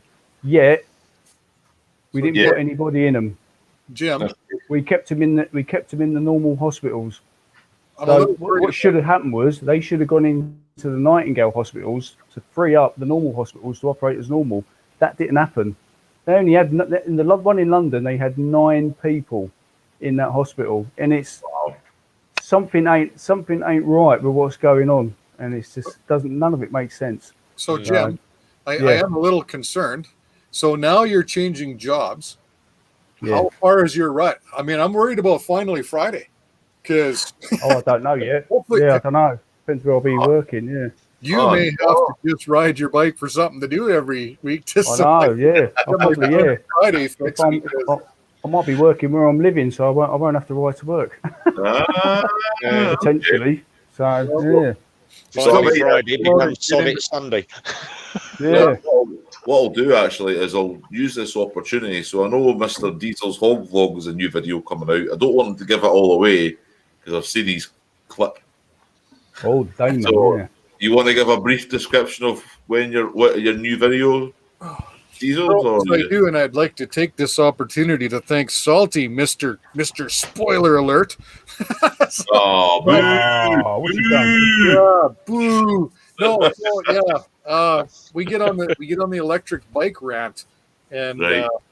so we beat the live wire to death, and I've talked about zeros, and Rev Bomb hooked me up with the guy that reviewed the zero, and so I don't want to start riding an electric bike, but I would like to throw one in the barn because there's some wicked new bikes out there. So I did a vlog, and it actually goes live Sunday morning, 8 o'clock my time, so 10 o'clock over in the east, and 3-4 p.m. your time in the UK. So Canada has built the fastest production electric motorcycle in the world, and they also have produced the longest battery life running motorcycle in the world. And that's not even really anything to do with this bike. They all do the same thing. They get on the highway and they fly. And I'm not going to say anything to ruin it, but you brought up a topic earlier, and we were talking about crashes. And the motorcycle industry has a problem. It has a big problem. It's called safety. We 100% should get on our bikes and ride, right? So they don't have, like, every car commercial now. They drive for you. They look over your shoulder for you. They do everything for you. Yeah, that's right. Motorcycles have been the same death machine they've been since day one. And basically, there's huge payoff for huge risk. And that's, I mean, we all say it's our mental health on two wheels, right? And it is for us. Yeah. That's like so this company is actually it's more about safety than it is performance, but it is yet the fastest electric on the planet. Wow. Production electric that you can buy. So so I obviously can't ride one yet, but so I did do a vlog on it. It comes out Sunday morning, so hope you guys check that out. It is pretty cool. I learned a ton just by doing it. So, yeah. Right. Okay. Good. Yeah, I'll look forward to that. Definitely. So, Toby, you got any? What's your next YouTube upload? Have you got any ideas, plans? I've got a very overdue mail call. I did to help my wife. She did this. Oh my gosh, snow is stopping the talking. God knows. Now she probably back in the beginning of January, middle January timeframe, she swapped out her stock Harley Davidson pipes for Cobra Navigators. Right. And we recorded her doing that. So I'm gonna put that into a video, and then we're also doing what? Now you're in trouble. Why? What? You're supposed to be doing your homework. Oh, yeah. And anyway, you're totally now I'm in trouble, they said. But no, and then we're also going to be doing a commercial thing for the World Record Poker Run. We're doing Cool. Yeah, but it's a matter of just squeezing it all in with the homework that I just got chewed out about. But I'll tell you, it's funny that Salty and Sprinkle said that earlier about how they walked into a store or something. Or was it walking into a store, called out for wearing it at a gas station? That cracks me up, you know. Like Motoblonde, Heather says she doesn't even take hers off anymore, and I'm kind of the same way. It's like if I'm on my bike at all, I just don't take it off anymore. Right. Okay. Right. Okay. Are you already working on it? Yeah, I'm actually about to stop actually and come out there. I'm changing titles on this thing. Say hello. Everybody, Hi. Hi. Get out. Like if you're going to come in here and shoot me dirty looks, at least say hello. What about you, Jim? What's your next? I know your finally Friday was a little bit scuppered. Your next. Oh yeah, no, I dropped that one, didn't I, today? Yeah. I've got a couple of shorts. So I'm doing shorts now. A couple of shorts on like Tuesday, Thursdays, and that, and Saturdays. Yeah. I've got a bit of Friday footage that I filmed today on my way. So I'll do another one on Monday. But that's it now. Yeah. I'm I don't know. Yeah. Stoppered now. I don't know. I don't know what I'm going to do. I can't go anywhere. I'm on leave. I can't go anywhere. I only got the excuse to say I'm going back to work because I can't go to work. So Salty's put up there the new shorts are fun. They are. I think they're great. You know, if you've got to try and think of what you can compress into 60 seconds, and I love that. You know, you've got to really sit there and go, how fast can I say this? But everybody can understand it. Especially for me. So yeah, I'm going to use them as like little teaser bits for trailer from bits of my video, so that and then people go, they might click on the proper video. Then I'm open. Yeah, it's quite. I think I don't know, not to go into it all heavily with the analytics and stuff, but if you go into your video, your YouTube studio, and you click on your channel analytics, it tells you where most of your traffic's coming from. Now, over the last 40 hours for myself, I put up my last 60-second short a couple of days ago, and something like 60% of my traffic came from the shorts. So it's amazing how quickly, somebody sees the shorts and they just go, "Oh, let's see what's going on in this guy's channel or this woman's channel." And go straight there. And if they like what they see, they just say they'll hang around. And if they don't like it, then they'll move on. But I think it's great. I mean, if you think about it, if you look into the whole perception of YouTube, the less time somebody watches your video, the worse it is, because it drags all that watch times and watch time information down. But 60 seconds, somebody's going to watch that for the full minute to find out what the whole story is. Aren't they? Yeah. You want to know the funny part though? I'm bragging. Honestly, 700 to me is outrageous because I'm a 50 view guy. I'm small, but 700 views on that stupid ramen video. Yeah. And I looked at the analytics. It's a 42-second video, and the analytics say that the average watch time was 22 seconds. I haven't even watched for 42 seconds. What's with that? That made me laugh. Yeah. But I think as somebody who's new to it myself, I think they're great because you've got TikTok, you've got Snapchat and all these things. I think we've discussed this before, and you've got all these little things that bring all your YouTube traffic in, and I mean, it all helps because if you're trying to promote yourself on YouTube, it will bring it on, no problem. I think it might have something to do with your bike as well. I was just looking at mine, and it says here my top YouTube, what do you call it, search terms, and it's all with VFR 750 when I had that. The only one that isn't is when I did the Kalamoto app. Everybody's been looking up. I might have to get another VFR 750. Yeah.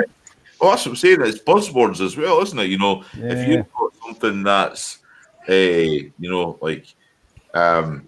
thing right now, if you follow the trends for YouTube and say, I'll do a video on the new release of the new bike or a new GoPro or something, instant traffic, because everybody wants to know. Because even when I look up a new GoPro, it's the first thing I do, and I look at all the videos. So, and Salty just stabs me in the back, just crushes my big dream of 700. The biggest special for a second. Thanks, pal. Biggest one for me, believe it or not, was we had the first electric 50cc equivalent, which was the Lexmodo Cypher, and I actually got the first bike in the UK from Lexmodo. Right. No one had ever ridden it, and I took it out, but they did say to me, whatever you do, don't engage the power mode because it's hellish acceleration. we had to reshoot that video 3 times. All right. Because the first one I went fucking hell, and then the second one it was holy, and then the boss said to me, he said, we watched the first, so he went, try not to swear when you do it, and I actually said holy moly. The video's 10 minutes 80. 10 minutes 18 seconds, and the average watch time on that is 4 minutes 46. When we first put it up, it done 500 in the first week, and it just sat there doing nothing. But then I went and shared it on Facebook to the Cypher Owners Club, which is all the electric people, all the people that have bought one. It's at 6,500 views now. Wow. So, Yeah. So that's absolutely, and it's still one of my biggest videos at the moment. And yet all my old stuff, like the stuff where I do the runs to Super Sausage on the Kawasaki, 100, 200, nobody's interested in that. They want to see what the new bikes are doing. Yeah, that's right. Yeah, and I've had people actually say to me now, a lot of the 50cc riders are coming to me, can you show us how to change the oil on a 50cc? Why? Because we want to be able to serve, rather than take it to a garage, we want to learn how to do our own bikes. So that's going to be a new thing for me. Now, how to adjust your chain and lube it, how to check it. I'm even going to do a stupid one, 60 seconds, how to check your tire pressures. This is a gauge. Put it on the tire. That's your PSI. Pump the thing up. Yeah, do it. Yeah. It'll work. How do you change your oil on an electric bike? Clearly, that's why I suck, because I think Super Sausage is cool, and I like those videos. So obviously, I have a different headspace. As a trend thing, and that's why it's really important that whatever you put in your title, I think, is the biggest traffic. Yeah. You need to troll people. Exactly. Put naked birds and women in there. The next time the wife said to me, next time you do a run to the Super Sausage, because every time I go there, just before I leave, they bring out a sausage roll for the wife. And I always go on about the obligatory bacon and sausage rolls tucked under the back seat for the wife. I'm on my way home. Yeah. So I'm going to title the next one up on the way home to give the wife a big sausage. Speaking of that, have you guys ever played the game Cards Against Humanity? Wow. Yeah, I've played that. Yeah. Yeah, so I'm going to sign off again because we're playing Cards Against Humanity with our kids, but it's a kids version, just to be clear. So, Cheers. Good to see you, man. So anybody who's still watching, there is room obviously on the panel if anybody wants to jump online and sit here and chat with us or stay in the side chat. It's up to you guys, but there is space here, space for another 6. I believe Moto Blonde should be done shoveling. She should be up here. Well, telling us about that Rurock. I want to know more about that Rurock helmet. We can't get those up here. So he needs his own channel. Who's that? Cookie Monster. Yeah, he does. Yeah, I want to set him up. I'm sure Moto Blondie's got a goldfish to take to the vet. Yeah. Fortune and get a new one. What's going on with the goldfish? There's something wrong with the goldfish. Zed said he was dealing with a hair follicle removal from a certain part of his body earlier. Did you guys see Carl Dutz's last video? Man, he gets that camera down, and so that's what I'm talking about, that creative edge thing. So Carl, he just did. He was at the lake there, I think. Yeah. Get the camera down with the ice hanging. That's the stuff that doesn't work in my head, and that's good stuff. I love that kind of thing. That's creativity. And you do cooking though. You do creative cooking. Looks cool. You managed to create a 60-second shot on how to make a bologna sandwich. And that was good. That is cool, wasn't it? I'm driving my goldfish right now. I'm my goldfish right now. So there you go. So she has a prior appointment with her goldfish this evening. Yeah. From what gold. Yeah, this new rock helmet. So last night, what was it? The night before, when I was talking with you, Jim. Was it the Engine Hawk? The Engine Hawk jacket and the new Rurock helmets are coming out, so it'll be interesting to see what happens with that brand. So I'm still not convinced. I'll see what happens when I get to actually. I don't think we have any retailers here in Scotland yet. I don't think so. I don't know what it's like down in England. I don't think we do in Canada either. I haven't seen them anyway. I don't live in a very big city, but when we were in Calgary last summer and we bought our new bells, we looked at everything, and I don't remember seeing Ruroc there. Yeah. As I say, it's probably just an up and coming brand that was definitely in the States, but I'm not sure what the UK is such a sports bike dominated market with like Shui, Arai, what's the other ones, AGV. So it's going to be quite difficult, I think, for Ruroc to get into the UK. They're quite popular in the States, from what I can see from some of the other the motor vloggers, but here in the UK, I haven't seen anything. So we'll see what happens. I think to me that looks like something. I mean, you can put a helmet on any bike, right? But like, I looked at my bell and my wife's bells; those look more like sport bike helmets, really. And they are. Yeah. And that Ruroc that Motoblon has, that's seems to be more of a. I would equate that more to like a Harley and stuff like that. So I did like that, and that's why I bought that Harley modular aviator. Yeah. Like that, but no protection at all. So, and the Ruroc will give you that facial protection. So here's the Burger Master. Salty. What's going on? You guys hear me? Nice to see you're not shivering. No, it's like 52 degrees out here now. So wow, short sleeve shirts, and my bike's in the shop right now, so it's getting fixed. So no riding. You trading that wreck in on a road glide now or something? No. Well, come. Buddy, it threw you on the ground. That would be like game over. Get out. A road glide would have helped me in that situation because you can't really high side an underpowered 900-pound pig. No. Triple B leaves and we get that. But no, I got to test my Shoei helmet out, and it did really well. Like I remember hitting the ground and going, that connected. And I got up and there was a big chunk of helmet missing out of my. Right. Okay.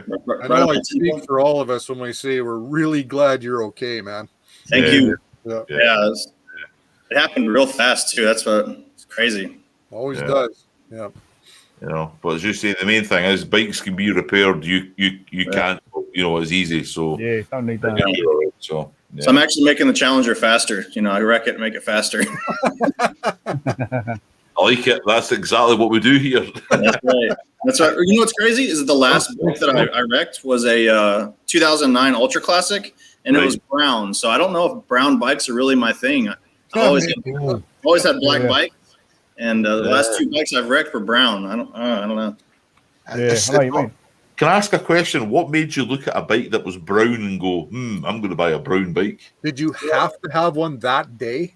Have you guys seen? Well, no, that's the thing is I saw the tan like a year ago. I've been waiting for the Challenger for a year. I never seen the tan in person, but I really liked it. And have you guys ever seen the Root Beer Brown Ultra Classic? It's super, super nice, super classy. I don't like it. It's like two. I like yours way better than that brown. Right. Okay. Right. Yeah, I don't like chrome, man. I always joke around people. I'm like, I got an allergy to chrome. I gotta like clean it. It makes my heart rate go up. I start breathing heavy and I sweat. So I was like, that's all the symptoms of an allergic reaction. So I just absolutely hate chrome. I'm like a trout, man. It's like go to the shiny stuff. Go to the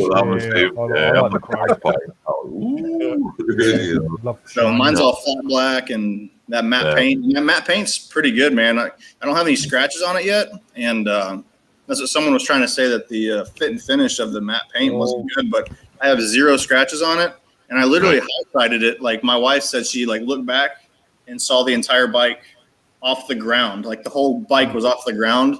It landed on its side, and the crash bars took like almost 99% of the damage. Like $1 Million Bogan's bike has like 10 times more damage than my bike does, and he just dropped his at the gas station. So wild. Like when I got up, I was expecting like the fairing to be in half, like the saddlebags to be ripped off. And I picked the bike up, and there's no damage. No one's gonna believe me because my GoPro wasn't on that I actually high-sided this. My wife. Anonymous Biker USA has the best motto I've ever seen. That's if you're on your bike, camera on all the time, even if you're not vlogging. That's exactly why. Yeah, Viral video right there, man. Even 100,000 views. Oh God, yeah. Oh my Yeah, god. when I hit the ground, I was angled at a weird. It's weird. I mean, I don't even know how I did it, but I looked and like the bike was flying at me, and it actually landed on my leg and my foot. Like my foot was swollen and black and blue until about yesterday. Wow. But, like the whole bike landed on me, and I was like, man, if I would have had the GoPro on, it would have been awesome. But I know that would have been you. You'd have been a viral, YouTube. Yep. So no. What was it? That video that what's his name? Oh my god! Bloody memories went tonight. The shade tree surgeon when that car crashed beside. Yeah, that was epic. Yeah, it was like I watched that. How closer could you get? And all of a sudden, that video just went. It just went everywhere. Massive, it's funny. I found that video by accident. I didn't know who Shade Tree Surgeon was back then, and I posted that on my Instagram, and he actually messaged me and said that was me. I was like, "Wow, holy cow, that was me." Yeah, that's good. Yeah. So, I think I don't know what it would be like. You'd be either be happy that it missed you, or you'd be in total shock and sitting at the side of the road. I don't know. Everybody's different in how you respond to see the car flipping beside you. That's. He responded well, though, didn't he? He was proper cool as a cucumber, wasn't he? He was. Help the guy. The guy in the car, wasn't he? When he was trying to get out through the windscreen. So yeah, like you lunatic. right? Unreal. But as I say, I've seen a few accidents. I've seen when I was in Galveston in 2014 with my wife, right at the pier. We were just standing there at the pier trying to cross the road at that. And look at I don't know what you guys call it. It's like the crosswalk area right at the pier in Galveston. Yep. As we were standing there to cross the road to the other side, this car just came straight through the lights right there, right into the back of another car. Everybody was running across, and instead of helping them out the car, they were on their phones filming them. Oh, filming it. And I'm there, and I'm a first aider, and I was going, "Is he okay? Is he okay?" It was myself that called the police, and that was a conversation on the telephone. Excuse me. There's been an accident. Where are you? I don't know. In Galveston somewhere. I'm a tourist, trying to report an accident. That's probably my biggest fear is being rear-ended on a bike. Yeah. I worry about that more than almost anything. I see that. Well, I worked in a level 1 trauma center for like 7 years as a nurse, and we saw rear ends more than anything else other than people doing dumb shit. But yeah, people get rear-ended all the time, and it's always really bad, like broken backs and broken necks and. Yeah, well, well, the main thing is, man, you're all right. You're good. You're healthy. So, I got some bumps and bruises, sprained wrist. I think my pinky's fractured, but that's all right. Yeah. Oh, how are you going to pick up that burger? When I drink, my finger already goes up, so now it's going to be all. So we're just discussing. You probably heard us talking about it, about like your upcoming videos, so to speak. And I know everybody doesn't want to give away their secrets, which is understandable. But you get any plans for your next one? I know you're not riding your bike just now, but if you got any thoughts? I got like 3 of them like in the bank. I filmed like 3 in a row. We had some really good weather, and I think I jinxed myself because my next video that I was going to launch was talking about helmets and effectiveness, how I used to never wear one, and how I went to a half helmet. And then I was like, I've just seen so much bad shit. Like I worked in Life Flight for 3 years, and I've seen people that wreck with half helmets on, and it's nasty. So I went to the full face like 5 years ago, and I literally filmed that video, and like 3 days later I wrecked. Wow! Tested my Joey out. So that was gonna be my next video. I was gonna launch. Every Thursday I release them. So your channel's going really quickly as well. Is it? Yeah, your channel's growing really, really fast. Man, it's been fun. Just every Thursday, and then I started doing those shorts on Monday. Yeah. I logged into that Tubebuddy yesterday, and I was like, I wonder what's this. All of a sudden, it was like the freaking casino. Ching, ching, ching, ching, ching. Yeah, that's right. What the hell happened? It was like 7,500 views on one of my shorts, and I was like, that wasn't even that cool. I don't know what the hell's going on, man. That's good going, that. That's awesome. Yeah. Oh, yeah. And we, after 3 hours, it was like, all right, that sucked. You're not getting any more views.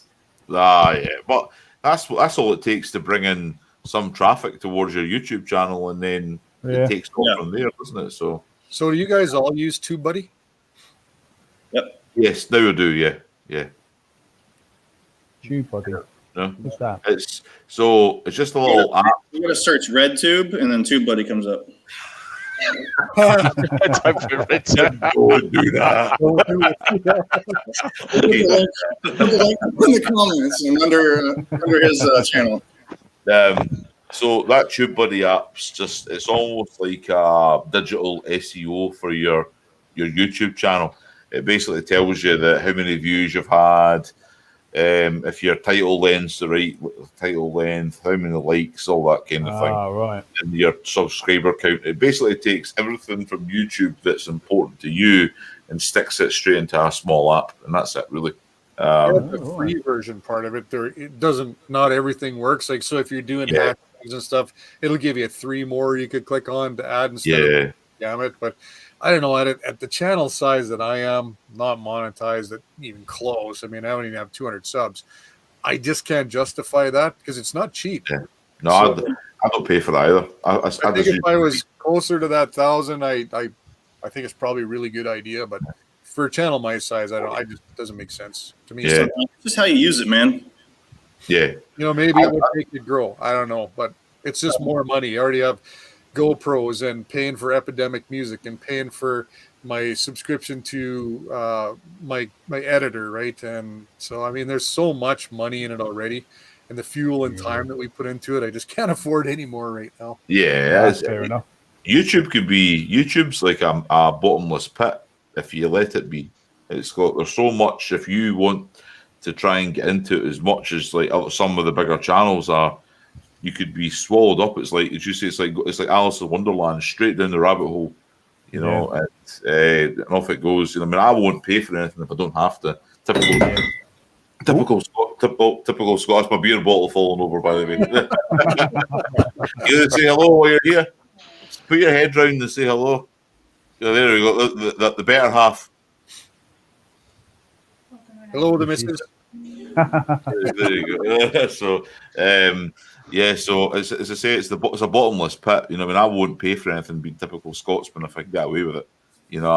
I'm like, well, if I can do it for free, or like Sarah does the sticker stuff for me, and does some of the video editing. If I don't have to pay for it, then I'm not going to, because YouTube's expensive enough as it is with the cameras and computers, microphones, and all these other things. So, it can be. Yeah, it can be. So that's so. Guys, I'm going to make it I'm going to probably stay on for another 15, 20 minutes. So it's not too late night tonight. Every other time it's been like half past 12. So we can kind of, we can jump onto Rev Bomb, ask him what's coming up in his videos. He's the last one to ask. Well, the things for me, I'm currently downloading from the helmet the Triumph Sprint video. I've got a customer coming in tomorrow to look at the Nightster, so hopefully we'll get a shot of that bike. I still haven't got around to having a decent ride, because obviously when we did the first ride test, it was firing on 1. Right. And obviously following your advice, it's now running on 2. Oh, there we go. I did say to the boss, I said, I've got quite a few good friends that I chat to on the tube, and he has said obviously he'll give you a mention on our Facebook page for the garage as well. So he's going to drop a couple of bits over for you. So and then we're still struggling with this damn Aprilia. Right. And then we've got a couple more little scooters to do, and then I've got a Sunday off, thank God, which means get the bike out, give it a clean, get it all prepped up, ready to roll. Right. I might take it out for a little run just down the road and back. Obviously, the Z is on hold at the moment, and then next week I've got an entire weekend off. The boss said to me I can have a weekend off. I've been 9.5 months now without a Saturday off, so I need one. Okay. Yeah, it's starting to take its toll eventually. 6 days out of 7 at the moment. So that's where I am at the moment. And obviously, the wife is stuck at home, so she's been at lockdown since March, working from home. So it's literally work, sleep, and eat, and that is about all we're doing at the moment. Yeah, of course. Yeah. I'm the same. Look, oh dear, Motor Blondies through this morning.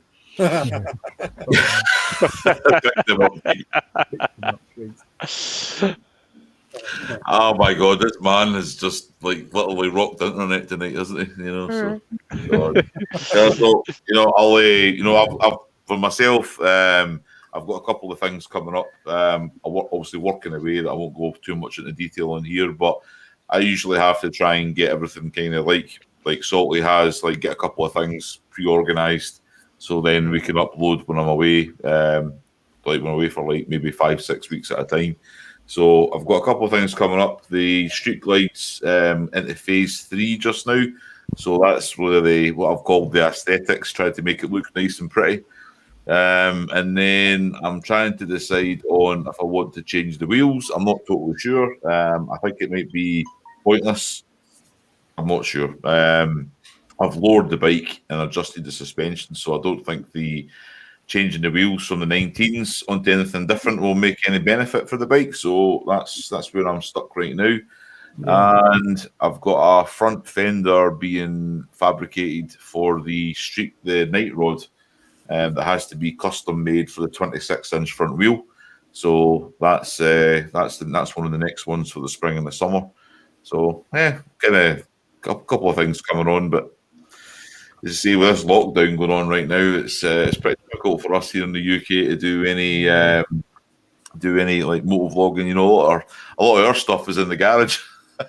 Just go do a deadly smoke show in your garage. It'd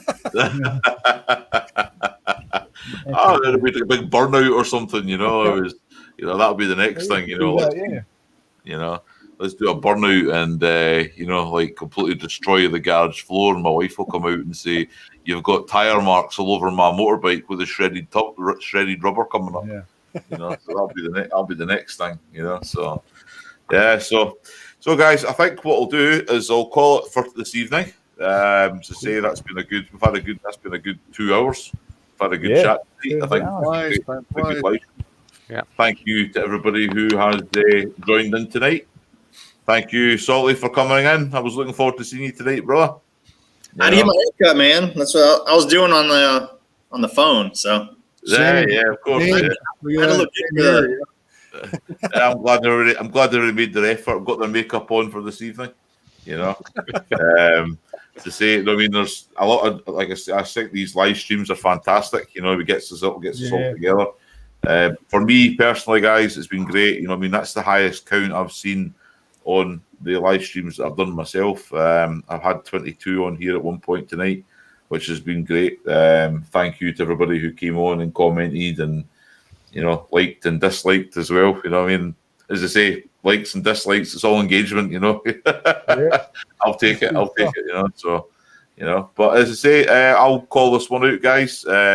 So thank you to everybody watching. This is Gareth from Burning Gas, Hauling Ass. And hopefully we'll see you on the next live stream. Make sure you go follow these guys on YouTube, subscribe, do all that other stuff, and ring bells. Ding, ding, ding, Have a good one, Gavin. Right, have a good one. All right, thank you. See you later, guys. Take care. Bye bye.